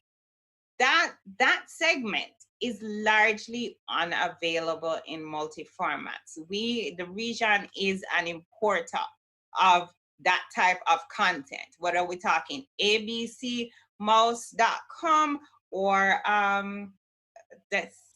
even Blackboard Collaborate. All these platforms are not designed and made in a region. So I'm heartened by the comment from Digicel about developing apps and platforms that are native to the region. Picking up on the point about persons who are differently abled, we don't have a lot of content that is audio ready, that has subtitles where we're using videos, or has sign language, or has audio descriptors for video. These are all areas that we need quick conversion of Caribbean content in order to plug this hole that has been created, because we still want to be using representative content in our classrooms and in other learning spaces, at home and nurseries, wherever we're having this type of exchange. So the Caribbean content is unique, but it hasn't been converted to a large extent. To convert it, the creative businesses would need help. And this is a very capital intensive sector. It's very deep pocket. It takes a while. Camille will tell us more about that and our readiness, and just the know-how, the availability of the know-how. And once you do get it up, having that content channeled into distribution channels in a way that will remunerate you based on the level of investment that has been made. There are plans and policies for technology development and learning. So, but some of them really don't contemplate what we're dealing with now. And even just one example would be, having ebooks registered and the way we catalog them and the way the royalties accrue to the content creators, to the writers. These are areas that have kinks to the varying extent across the region. We've heard that we have good internet connectivity, but it's about how you use that technology, isn't it? And so from reading in classrooms across Jamaica and Barbados and Trinidad, the income issue is a very tangible one. It does affect how persons access books, access technology, and then what they do with that technology. And so while people may have two phones, they may not be, they have a data service plan that's going to allow them to WhatsApp, Facebook, and Instagram. Is it allowing them to go on a learning platform? Those are things we would need to look at. And then a very interesting thing about the market is if the parents are using ebooks, audiobooks, then it's more likely for the children to also use that. So the training of parents, teachers, students is definitely necessary. So what am I thinking here on, keep moving my stuff around. What do we need to do? The top items that I see in terms of getting the content into different formats for differently abled persons, but also to foster multi-sensory learning, affirming things, making it fun, maximizing interactivity. Support to convert Caribbean literary content to ebooks and then adapt them to other formats, whether it's an animated variation, an audiobook, as I may have mentioned, an ebook, an app that is both an ebook and has some bells and whistles or not, or translation. So in the children's book that I have produced, Hazel Hummingbird, it is a bilingual book. It has English on one side, Spanish on the other side. It is available in ebook, and I'm doing different versions of the translation. That is English and a Haitian Creole combination, for example. So when we're looking at this conversion process, we're thinking about the end user in mind, and who is the Caribbean consumer that we're trying to meet, and then more widely, who is the extra regional consumer that we're trying to meet, because it's also a business. It's meeting a social imperative, but it's also about diffusion and about trying to maximize earnings from this huge capital outlay. The next action item, provide incentives and corporate support to public and private educational and childcare institutions to increase use of Caribbean content. So not only produce it, but also encourage the buyer, encourage the use in the distribution channels that exist in the region and create new ones. Enable access to payment systems for Caribbean content creators. This is both an intra-CARICOM issue, well, a national, intra-Caribbean, and international issue. Because if we're gonna encourage people to purchase online and to purchase using e-commerce platforms, we need to have a way for the content creators to collect the proceeds. And similarly with international purchases, to have them then be able to get the money from overseas without all these charges that are going to whittle away any profit that had existed. Increased awareness and enforcement of intellectual property rights protection. Erica will get into that a bit more, but it's very much linked to the ability to earn from your creation, so that the textbook isn't just shared in WhatsApp, and you as the teacher have to make this decision. Do I want them to actually read for class, or do I want them to try and purchase 60 US or 100 and odd US dollar textbook, which I know isn't feasible? So that's something. Access to the resources is something that we're gonna have to balance with the earnings to the content creators.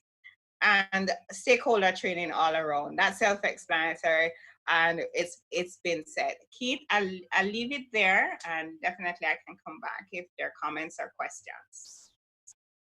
Thanks very much, Natalie. That was great. I think you brought in the trade policy elements and the business model dimensions in a very sophisticated way. Kudos to you. Can we ask Camille now to jump in? Camille is, as we've indicated, one of the top animators, in fact, a pioneer in this area. So Camille, can you jump in? Try and keep your presentation as tight as possible. I will be very, very tight, because I know it's been a long day. There are some things that I do want to cover. I'm not going to share my presentation. I'm just going to talk through it. So I'm looking at the digital education from the context of learning based on the future of work, because I think often, because of the history of our education system, it's sort of stuck in a cycle, and now is the time to change that cycle, because the future of work is extremely different to what it was even up to 5 years ago. So the idea behind the presentation, as I was told, we need to look at the back. We need to look at how we can address the imbalance. I think we need to look at the overall history of our education system, being that it is based on a colonial construct. So therefore, the teachers, the books, this dissemination of that information, our classrooms are still connected and suited to that model and those ideals. We can also say that we have some information and some content, but not enough, and not enough that are relevant for our Caribbean classrooms. It is also established that we are net importers of educational material and content. The issue with that is that it's not always culturally specific to our region, and that's a huge problem. So now with the shift, we need to go online, and we also need to be in line to new teaching paradigms. And how do we, how do we make that transition? How do we make that transition? That's the big question. So there are some considerations I'm going to throw out there. When I say augmented reality, virtual reality, nanotechnology, coding, gaming, AI, hologram technology, all of that is part of future of work. Augmented reality and virtual reality is old technology. Believe it or not, it is old technology. If I go to talk about nanotechnology, I cannot even explain to you what nanotechnology is. All right, but something to keep in mind, I follow the Korean model quite a bit.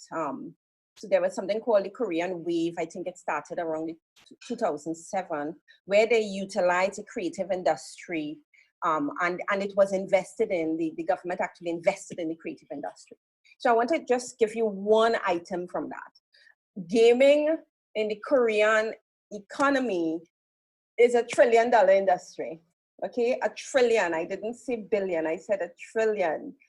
And in 2019, it was about 12 trillion, right? And it is going to be more than that in, of course, 2020 and beyond. So we need to look at certain considerations if we are to approach content for not just teaching, but content overall from a Caribbean perspective. So from a futuristic standpoint, there's a shift from learning while watching to learning while doing.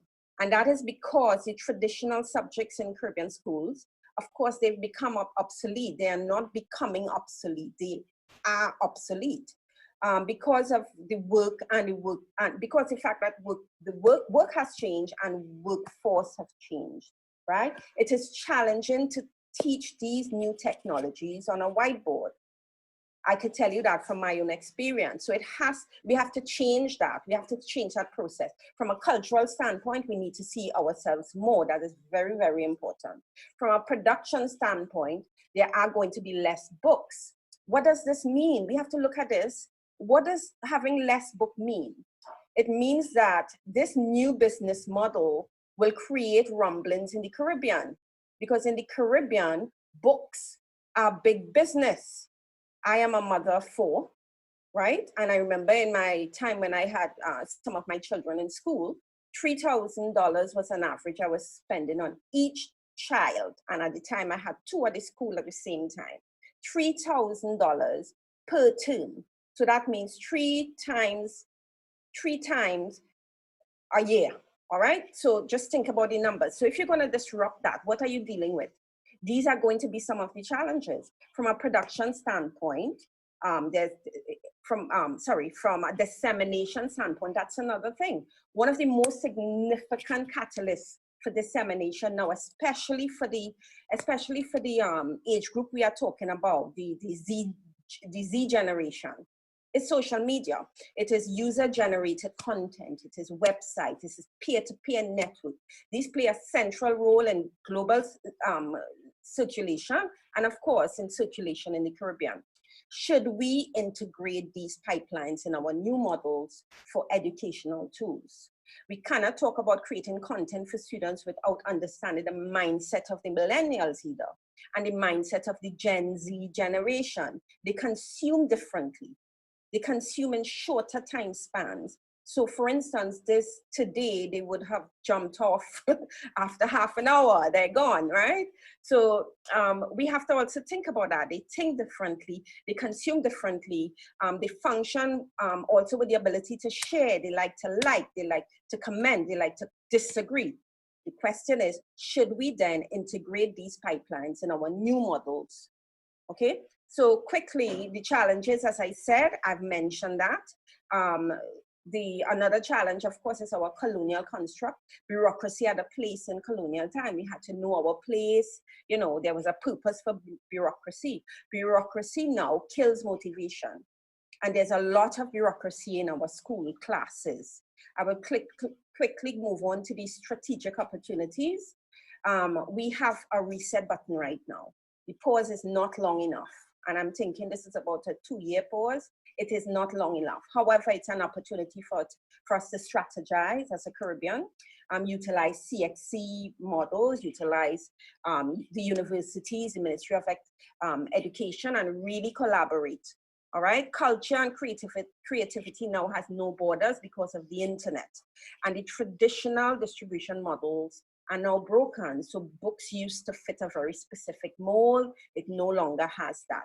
Content, as far as animation, film, you name it, also had a distribution model that was very particular. Now it's different. Now you have self-publishing, you have Netflix, you can buy online, it's totally different. So I want to end with some recommendations. I would like to say that with youth consumer consumption being primarily social media sites, we have to embrace this. That's become the fastest growing platform to circulate global content. So we have to integrate that into our classroom. This implies that markets for consumption have shifted, and this is very interesting because we're not shifting from the old classroom. We are actually shifting from the new classroom. So you had virtual goods driven, by access to virtual goods are now driven by access-oriented watching markets. Should we consider these platforms also as part of our new model? And that simply means that the student, the child, the consumer in the classroom is part of our interactive process when it comes to learning. Another very, very important recommendation is to consider cloud computing. This will break down a lot of need for hardware and even software, because now what you're doing is you could actually access the software on the cloud. And of course, the era of volatile changes driven by technological innovation, understanding the role of social media and its impact on education is crucial. I would like to conclude by saying that we need to understand that today's millennials and Z Geners have a different approach to learning. What are we going to do when students say, I learned it on YouTube, miss? This has happened to me several times. What are we going to do with that? That is a reality. I learned it on YouTube. What are we going to say when some of our students know more than us? That is a reality, especially when it comes to technology. So in conclusion, what I would like to say is the future of the classroom and the future of content for our classrooms is it has to come from a collaborative classroom using new technological terms where teacher and student are part and parcel of the learning experience. Thank you so much for giving me the opportunity to share this, and I hope it helps. Oh, thank you so much, Camille. That was excellent. You've really captured so many of the key elements, especially in relation to the future of work and the issues of how do we, first of all, ensure that people get access to it in all these new different formats, and ultimately make it part of the everyday. We want to move on now to Erica. Erica Smith is as indicated, is one of the top experts both in IP, music, and so on. So Erica, over to you. Thanks very much. Thanks, Keith. I'm going to be very brief, and I'm focused on access and the provision of access in terms of developing e-learning platforms and recognizing that the development of educational strategies require simultaneously taking into consideration copyright. This is because educational material, books, audiovisual works, song recordings, etc., in digital format are protected by copyright just as they would be in traditional format. So the shift, this mass shift we're seeing to e-platforms means that we have to think about how are we going to ensure broad and legal access to content. And the requirement is that the relevant ministries of education, libraries, universities, private educational institutions, etc., will have to engage with the regional copyright management organizations for reprographic rights, or the RROs as they're called, and directly with right holders, publishers, etc., to negotiate affordable licenses. In terms of digital content, of course, we are primarily talking about the licensing of content as opposed to the sale of content. So you will need to ensure that you have the relevant licensing schemes in place. Users, teachers, students, parents, etc., will have to be educated on the use of content and what they're able to do with the content.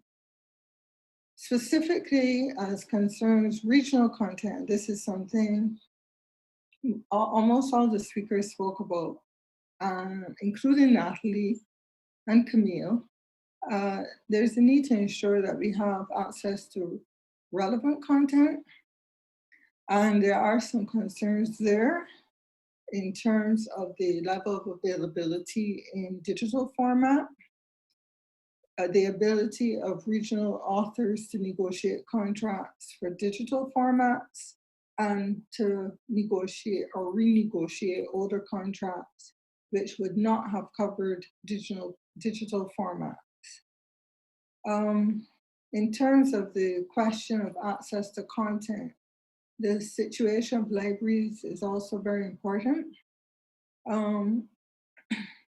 As a student, I was a student with a university outside of the region, and often I would have to access content from the library digitally. And the question is, to what extent have regional libraries been able to digitize their content and make it available? And from a copyright perspective, it also means our legislation has to be very clear about the right of lending. There's a right of lending under copyright, and to have that included and the scope very clear. I noted the name, Mr. Anthony, he spoke about and the gentleman from Digital spoke about the development of regional content, and specifically in the case of Mr. Anthony, he spoke about it in terms of teachers, for example, creating content, which is fantastic, but will raise issues in terms of ownership, recognition of work done, and compensation. So whilst we want to encourage the creation of content by our teachers, understanding that that is all taking place within the framework of copyright, we would need to ensure that there's a very clear system to address those issues. Going back to the libraries, especially with older content created in the region, when there wouldn't have been clear contracts, etc., in place, or informal agreements. And there's a lot of content, not just in Barbados, but across the world, that would be treated as orphan works, where you aren't sure who owns the rights in these works and how to contact the rights holders to negotiate licenses, etc. And I know with some of the broadcasters, in terms of their libraries, that has been one of the challenges in terms of really pursuing a digitization strategy. So if we're talking about having access to relevant regional content, all of these are the types of considerations we would have to have in mind. And in that case, we would need to have systems to allow access to orphan works. As an aside, they reckon about 80% of all content in the world could be treated as orphan work. So it's quite extensive. Normally, when you speak of copyright in terms of education, there's a belief that you're free to do what you want because it's educational. And yes, even though copyright seeks to incentivize creativity through the grant of exclusive rights, it also seeks to achieve a balance, for example, in terms of access to information. And for that reason, there are a number of limitations and exceptions under copyright law that allow you to do certain things in a limited way. So the idea that you are in an educational institution or you're doing something in the pursuit of education, and that would allow you to do as you like is a myth. However, as we move to the digital environment, one of the issues, for example, with the Barbados Copyright Act is that it allows limited copying for educational purposes, but only if that copying is done by hand. So we would need to consider a review of legislation to allow a limited amount of copying by any means, or technologically speaking. Finally, I would just want to also touch on the issue of differently abled persons. And if we really want to ensure broad access by that community, we would have to encourage regional governments to sign on. There's a treaty called, I have to read it, the Marrakesh Treaty to Facilitate Access to Published Works for Persons who are blind, visually impaired, or otherwise print disabled of 2013. And this treaty seeks to promote access to content for the visually impaired, and this includes persons with visual, learning, and physical disabilities.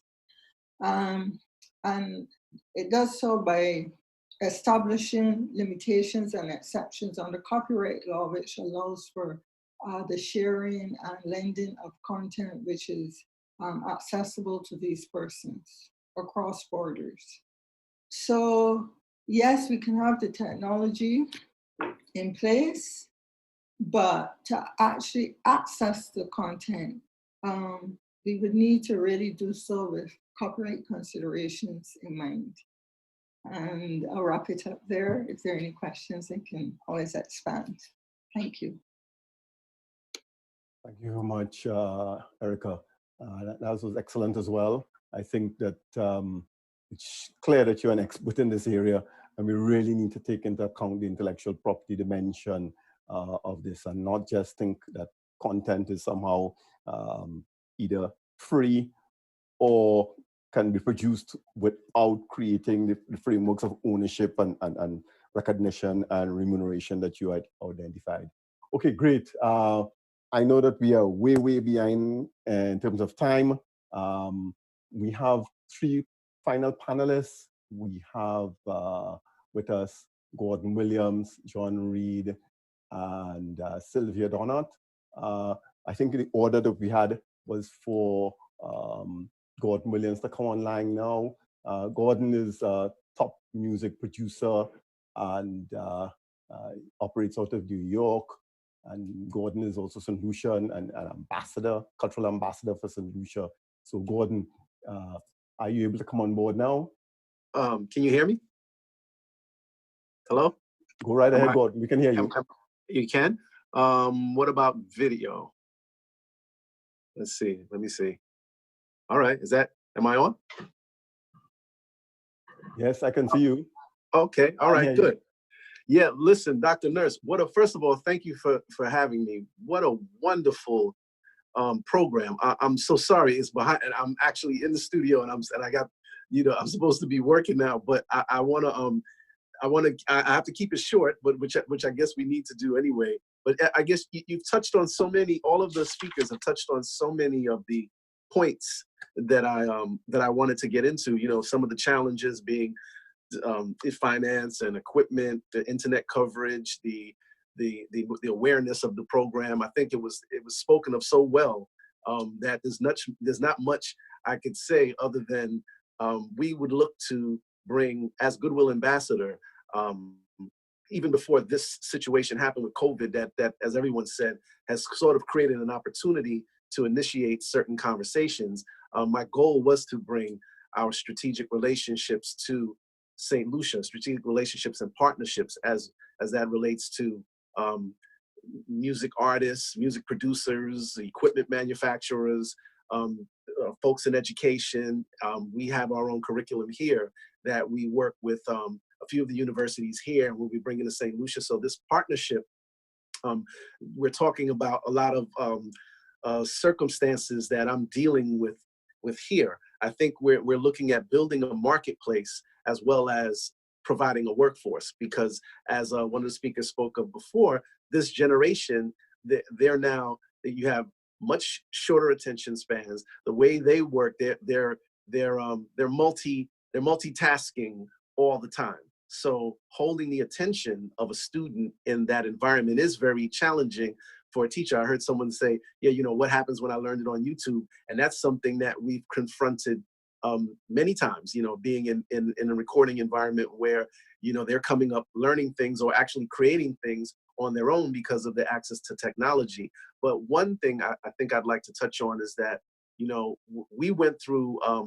this shift probably in the beginning of 2000s in the entertainment industry, where we, you know, the analog to digital shift. And if you think about that from the music standpoint, yes, we're talking about sound, but you can relate that to anything, textbooks, you know, analog, things that you touch, the wave, as opposed to bits and bytes in the digital world. But sometimes I think what gets lost in that translation is the human aspect. And I heard someone speak earlier about the relevance of a teacher, or do we need teachers? We're always going to need teachers, but it's the format that we're using. So the digital, we're looking at transference of quote unquote analog knowledge into a digital format, but the knowledge itself isn't changing. It's the means of delivery and the way that we're doing it.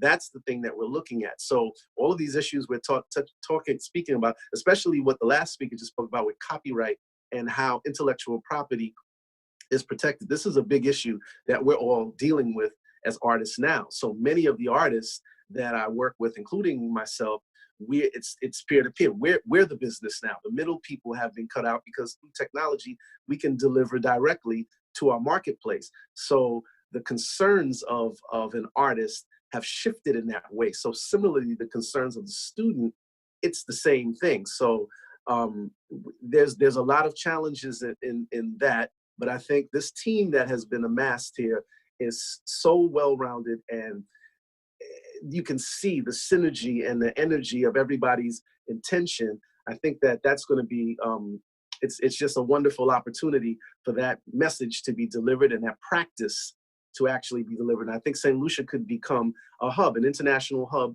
for technology, as well as the creative content.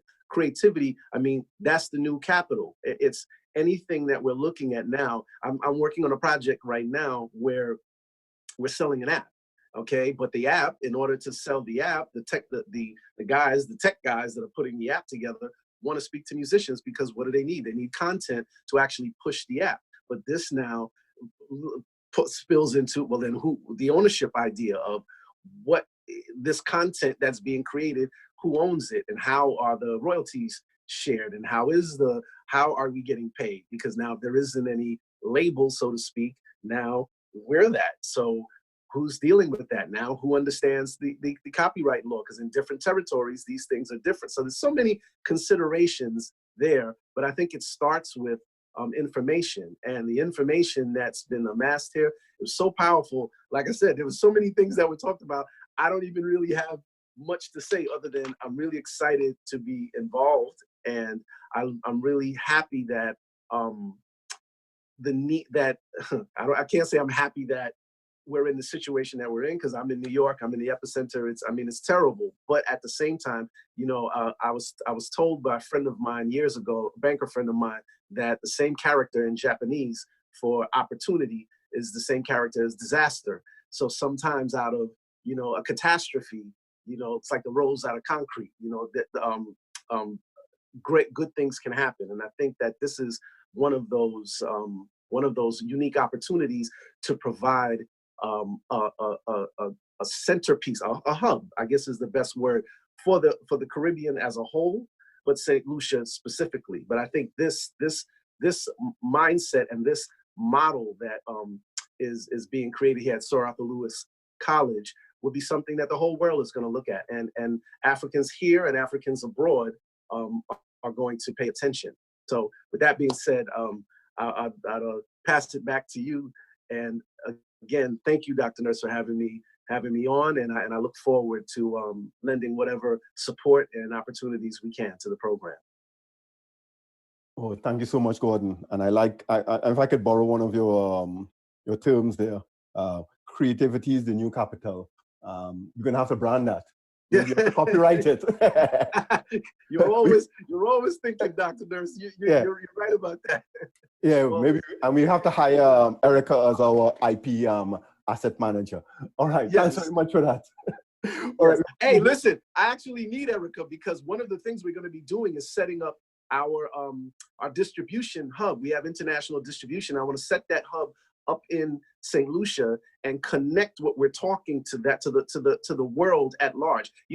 Really quickly, we have always, it's no secret that we're the creators of art. That's what we do. We do it so effortlessly that sometimes we forget about its value, and then that value gets usurped. So now we have an opportunity to protect that value and now utilize that value as our capital to build our community in education.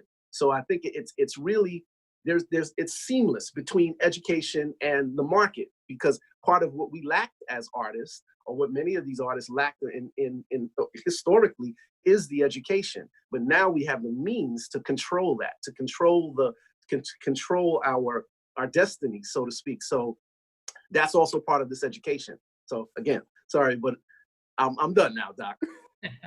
Thanks very much. I think I'll ask Erica for some commission on this as well. So, okay. Let's go over to John Reed. Yes. John has been a good friend for a while. We've served on boards together, and John is an expert in the telecoms area, and has, when he was at Cable & Wireless, invested heavily in the creative sector and the education sector throughout the region. So, John, are you online? I am, Keith. Thank you very much, and thanks for the opportunity. I think I'm going to take a page out of Camille's handbook and just sort of go through my presentation on the screen myself. I did notice the numbers. I've been watching the numbers. It's held pretty good. I think there's 46 people, so at the bottom started. I think a high was 61. So listen, there's people still hanging around, which is nice to see late in the day. And Gordon, listen, I'm gonna have to connect you with my son. We're starting a small project in Orlando soon. I'm part of that project. We've been working on it for 2 years. It's a small project recording studio. So you're the man. I'm gonna have to get him to connect with you just to get sure. Some mentorship would be well appreciated at this point in time. No problem. You got it, John. Dr. Nurse talked about you so highly. It's my pleasure. Thank you, sir. So thanks again, Keith. Listen, and the disclaimer up front is I've been out of the industry for actually over 2 years now, 2.5. And this is the first, although I haven't been sitting on my butt, this is the first discussion or presentation, I guess, on telecom I've had in that period. Obviously, I still got a lot of friends in the industry and stay in touch, but I haven't had a time to sit down and actually think about something I want to talk about in the industry. I'm not an IT or an information system expert, but I've gone through some transformation initiatives, some that are still going on long after I'm gone. And I think, if you don't mind, Keith, I took a little bit of liberty with your direction because you wanted me to talk about the systems and certainly the challenges of digital transformation from an educational perspective, but then obviously how it pertains to the challenges inside the organization. And what I'll say is a digital education strategy transformation is tied to a larger digital transformation, which is often tied to a business transformation. So to muddy the water a little bit, and I'll also focus my comments on your college, because I know you're undergoing significant program changes and you have a lot of aspiration, and I know of a particular project you're working on, so I'll cite that along the way. So again, if I were to challenge the organization, when you think about digital transformation, I don't think about e-learning by itself. E-learning is a component. If you listen to Camille and what Camille is saying, and some very valid points in terms of content creation and how curriculum may be rethought. Well, if you think about a student in particular and what their experience is, consumers expect to be connected all the time. That's not going to change when they go to a physical campus or whether they are operating remotely. They expect to be connected all the time. 100% connectivity on various platforms. So from a digital transformation perspective, even from an education perspective, it is still in the classroom because it's the tools and the software and the hardware you're using. It is remote in terms of whether you're in your household or in your apartment, or you are working with a group remotely away from the classroom itself. But the fact remains is that digital transformation or digital education is not simply just learning from a location that does not reside inside a brick and mortar campus. And I, for one, agree with many on the various panels and the speakers. The opportunity here is to create a more experiential learning process. It's not the fact that we're going to replace the brick and mortar traditional, teacher-student relationship with something that's really remote. That may be part of it in some instances, but it's not going to take away from the much needed human resource implications of getting an education. So again, when you think of a digital transformation, you think in terms of an organization or a school system like the college. You think in terms of the services that had to be transformed. So you think of digitizing the programs. You think of the lectures going online. You think apps are being developed. You think of the new teaching and learning tools that can be developed, ensuring, of course, that communications between the teacher and the student remain robust. But then you dig a little bit further and it gets more complex. And if you are going to undertake a transformation initiative and truly become a world-class facility that, as Gordon indicated, draws in those students from other continents, then you may want to think about more deeper transformation itself. Digitization and digitalization of core operations, admissions and registration, program development, none of the sexy stuff. But what that allows an organization to do is really create a robust infrastructure to support its aspirations on program and content development, and allow the professionals to work on value adds rather than sort of dealing with issues that are legacy issues in many respects. And I will say, coming from the private sector, I've never worked in government or in the educational field. It is no easier. Just as an aside, because Keith told me not to be anecdotal, I won't. The only thing I will say is that the company I worked with, Columbus Communications, and was one of the founding executives back in 2005 in the Caribbean, when we were bought by Cable and Wireless in 2015, and I assumed a new role, all of a sudden we were faced with integrating assets in 25 countries. At last count, when I left, we had something like 42 billing systems. We had in Barbados alone, if I recall, we had 46,000 product codes. Basically, they're just services that people would have had a promotion, a price attached to it.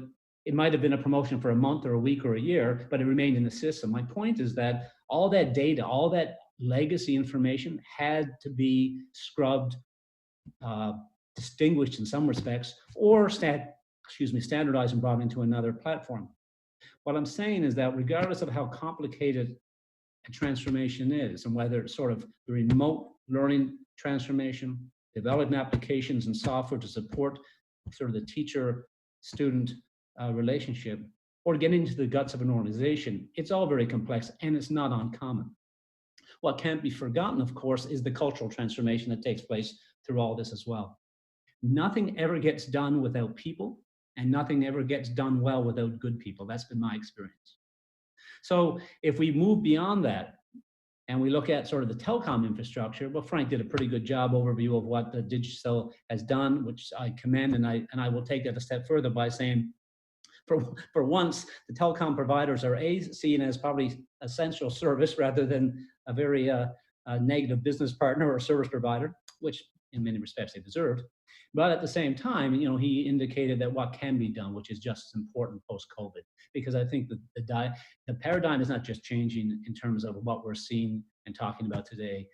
Certainly the paradigm is changing for the planet in terms of how we view relationships, how we view partnerships and collaboration. We view, I hope, what's really important to the regions and to companies within those regions and their responsibilities.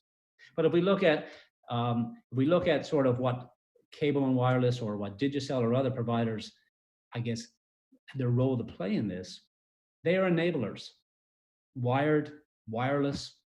The thing to consider from a college perspective is how much capacity do I need? How much coverage do I need? What's the infrastructure look like? That's really, really easy, to be quite frank. Determining how much fiber to run or how many wireless modems to sort of have on site to ensure the right capacity and coverage, that's the easy stuff. The difficulty gets to the systems, as I indicated. What are the objectives to sort of achieve the longer term educational objectives of the organization? So first and foremost, a clear strategy, and this is fairly generic, needs to be designed. What are the objectives? What are the core objectives for the long term and the short and the medium term? Program development, efficiency, ease of internal processes, recruitment and engagement. For the community college in St. Lucia, the key is to prioritize your core system and infrastructure investment, while being able to focus on the current business objectives. And the primary one, of course, is the creation of a digital learning academy, which is a worthy objective. Technologies will continue to develop regardless of the lifeline or the lifetime of any particular initiative, and plans will change. But having a plan to start with in terms of breaking down those pieces and creating a very robust strategy has to be completed if you want to develop a digital education strategy and transformation that is wedded to a digital transformation in the broader sense, and then a business transformation. You build for the future, you adopt a scalable plan, because that's what the foundation that everything builds on. And that is what cable companies, telecommunications companies do. When we entered the Caribbean back in 2004, we were literally building and designing networks at that time that our peers in the industry in the US and Canada didn't agree with. They thought we were overbuilding. But I will tell you that when I left Trinidad in 2010 to move to Florida, I was leaving behind a platform that offered 100 megabits to the home, which seems pretty standard now, and I couldn't get that into my subdivision in Fort Lauderdale. So overbuilding, planning for the future, it's almost as if you build a building and you know that building is probably never going to be big enough based on your own ambition.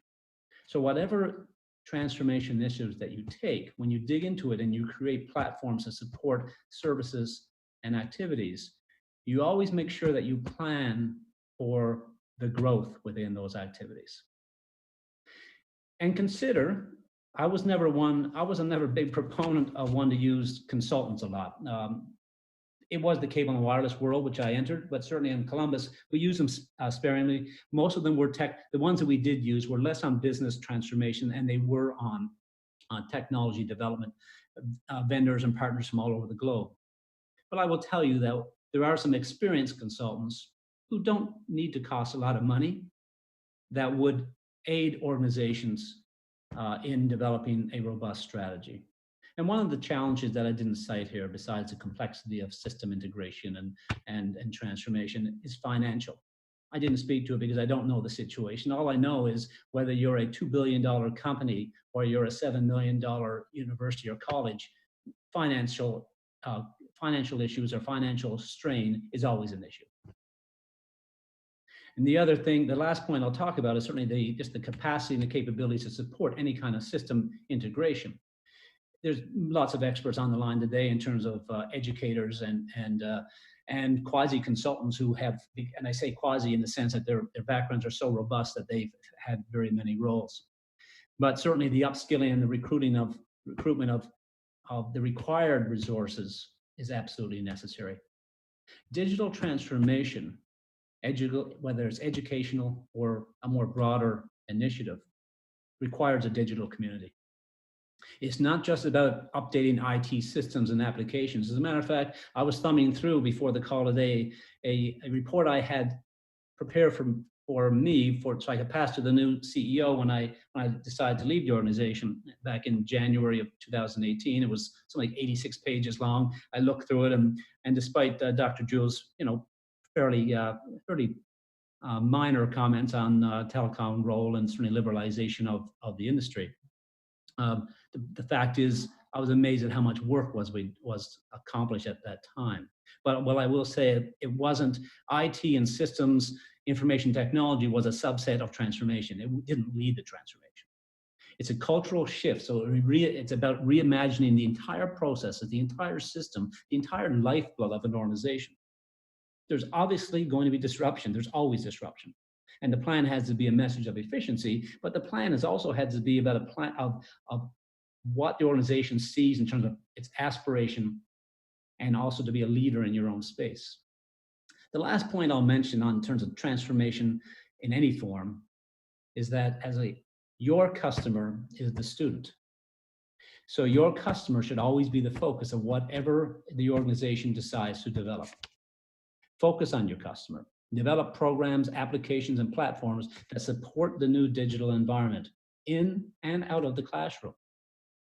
Again, become a destination as a modern, creative, and connected educational modern educational experience for a customer who is a student who wants to be connected 24/7 with all the platforms available to that individual that he can and she can draw from and contribute to, as per Camille. The world is changing rapidly in terms of content development. The world is changing rapidly in terms of how students want to be taught. I also had 5 kids. I'm on the grandchildren stage myself, so I put 5 through university, but the last 2 went to a university in the US that was fairly robust in terms of its digital technology. And as a matter of fact, I have one son in Toronto who did an entire Bachelor of Science degree remotely through that college in Orlando. And so I've gone through that experience as a parent to see the challenges and the opportunities, to see the isolation, to talk through my son when he was going through periods of missing out on that campus life. There is a role, will always be part of a curriculum, part of a program, part of a university that allows remote teaching. It has to. The world is too large, but the world gets smaller when you can teach them and you can reach them. But from my perspective, if Sir Arthur Lewis College wants to create a world-class institution and not just draw people to St. Lucia for the sun and the sun. Many apologies, presenters, but we've been informed that we have run out of time.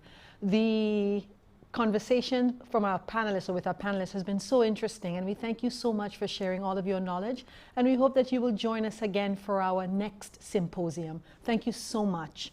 The Sir Arthur Lewis Community College would like to take this opportunity to thank our presenters and panelists this evening for sharing of their time and, very importantly, their profound knowledge on digital education. We hope to host you soon on our beautiful campus on the Morn. We would like to thank the Ministry of Education for their continued support and recognition of the efforts of our institution to bridge the digital divide and provide online learning for our students and the wider St. Lucia community. We would like to specifically recognize Dr. Gail Rigobert, Minister of Education. Without your support, this symposium would never have materialized. Thank you. We thank our sponsor, Digicel, who has demonstrated stellar corporate responsibility. We thank our local telecommunications provider, the Government Information System, for their support, professionalism, and leadership in broadcasting. We thank the college's team who organized this symposium. You epitomize the college's motto of sustainability, innovation, and entrepreneurship. We also want to express deep gratitude to the management, faculty, and staff, of the Sir Arthur Lewis Community College, who continue to work assiduously during these trying times as counselors, mentors, and educators. You have done an amazing job. We say a special thank you to our students, to all students in St. Lucia and the region. We know that the rapid transition to complete online learning has been unnerving, and we appreciate your resilience and understanding. Know that we are here for you. Know that all we are doing and all of our work is for you. And most importantly, we want to express gratitude to you, our viewers and participants. We pray that you remain safe and optimistic. One of the greatest things that COVID-19 has taught us is that there are many opportunities in the digital world. Thank you once more for joining us as we explored digital education, the art of the possible now. Good evening. Thank you. In these uncertain times, the future is unpredictable. Our communities, our jobs, and our economies are drastically changing. For this reason, we need incredible minds to educate with a vast wealth of knowledge, to enable businesses to think sustainably, entrepreneurs to connect problems with innovative solutions, to shape evidence-based leaders. Sir Arthur Lewis Community College helps you to future-proof your career. Sir Arthur Lewis Community College. Sustainability, innovation, entrepreneurship.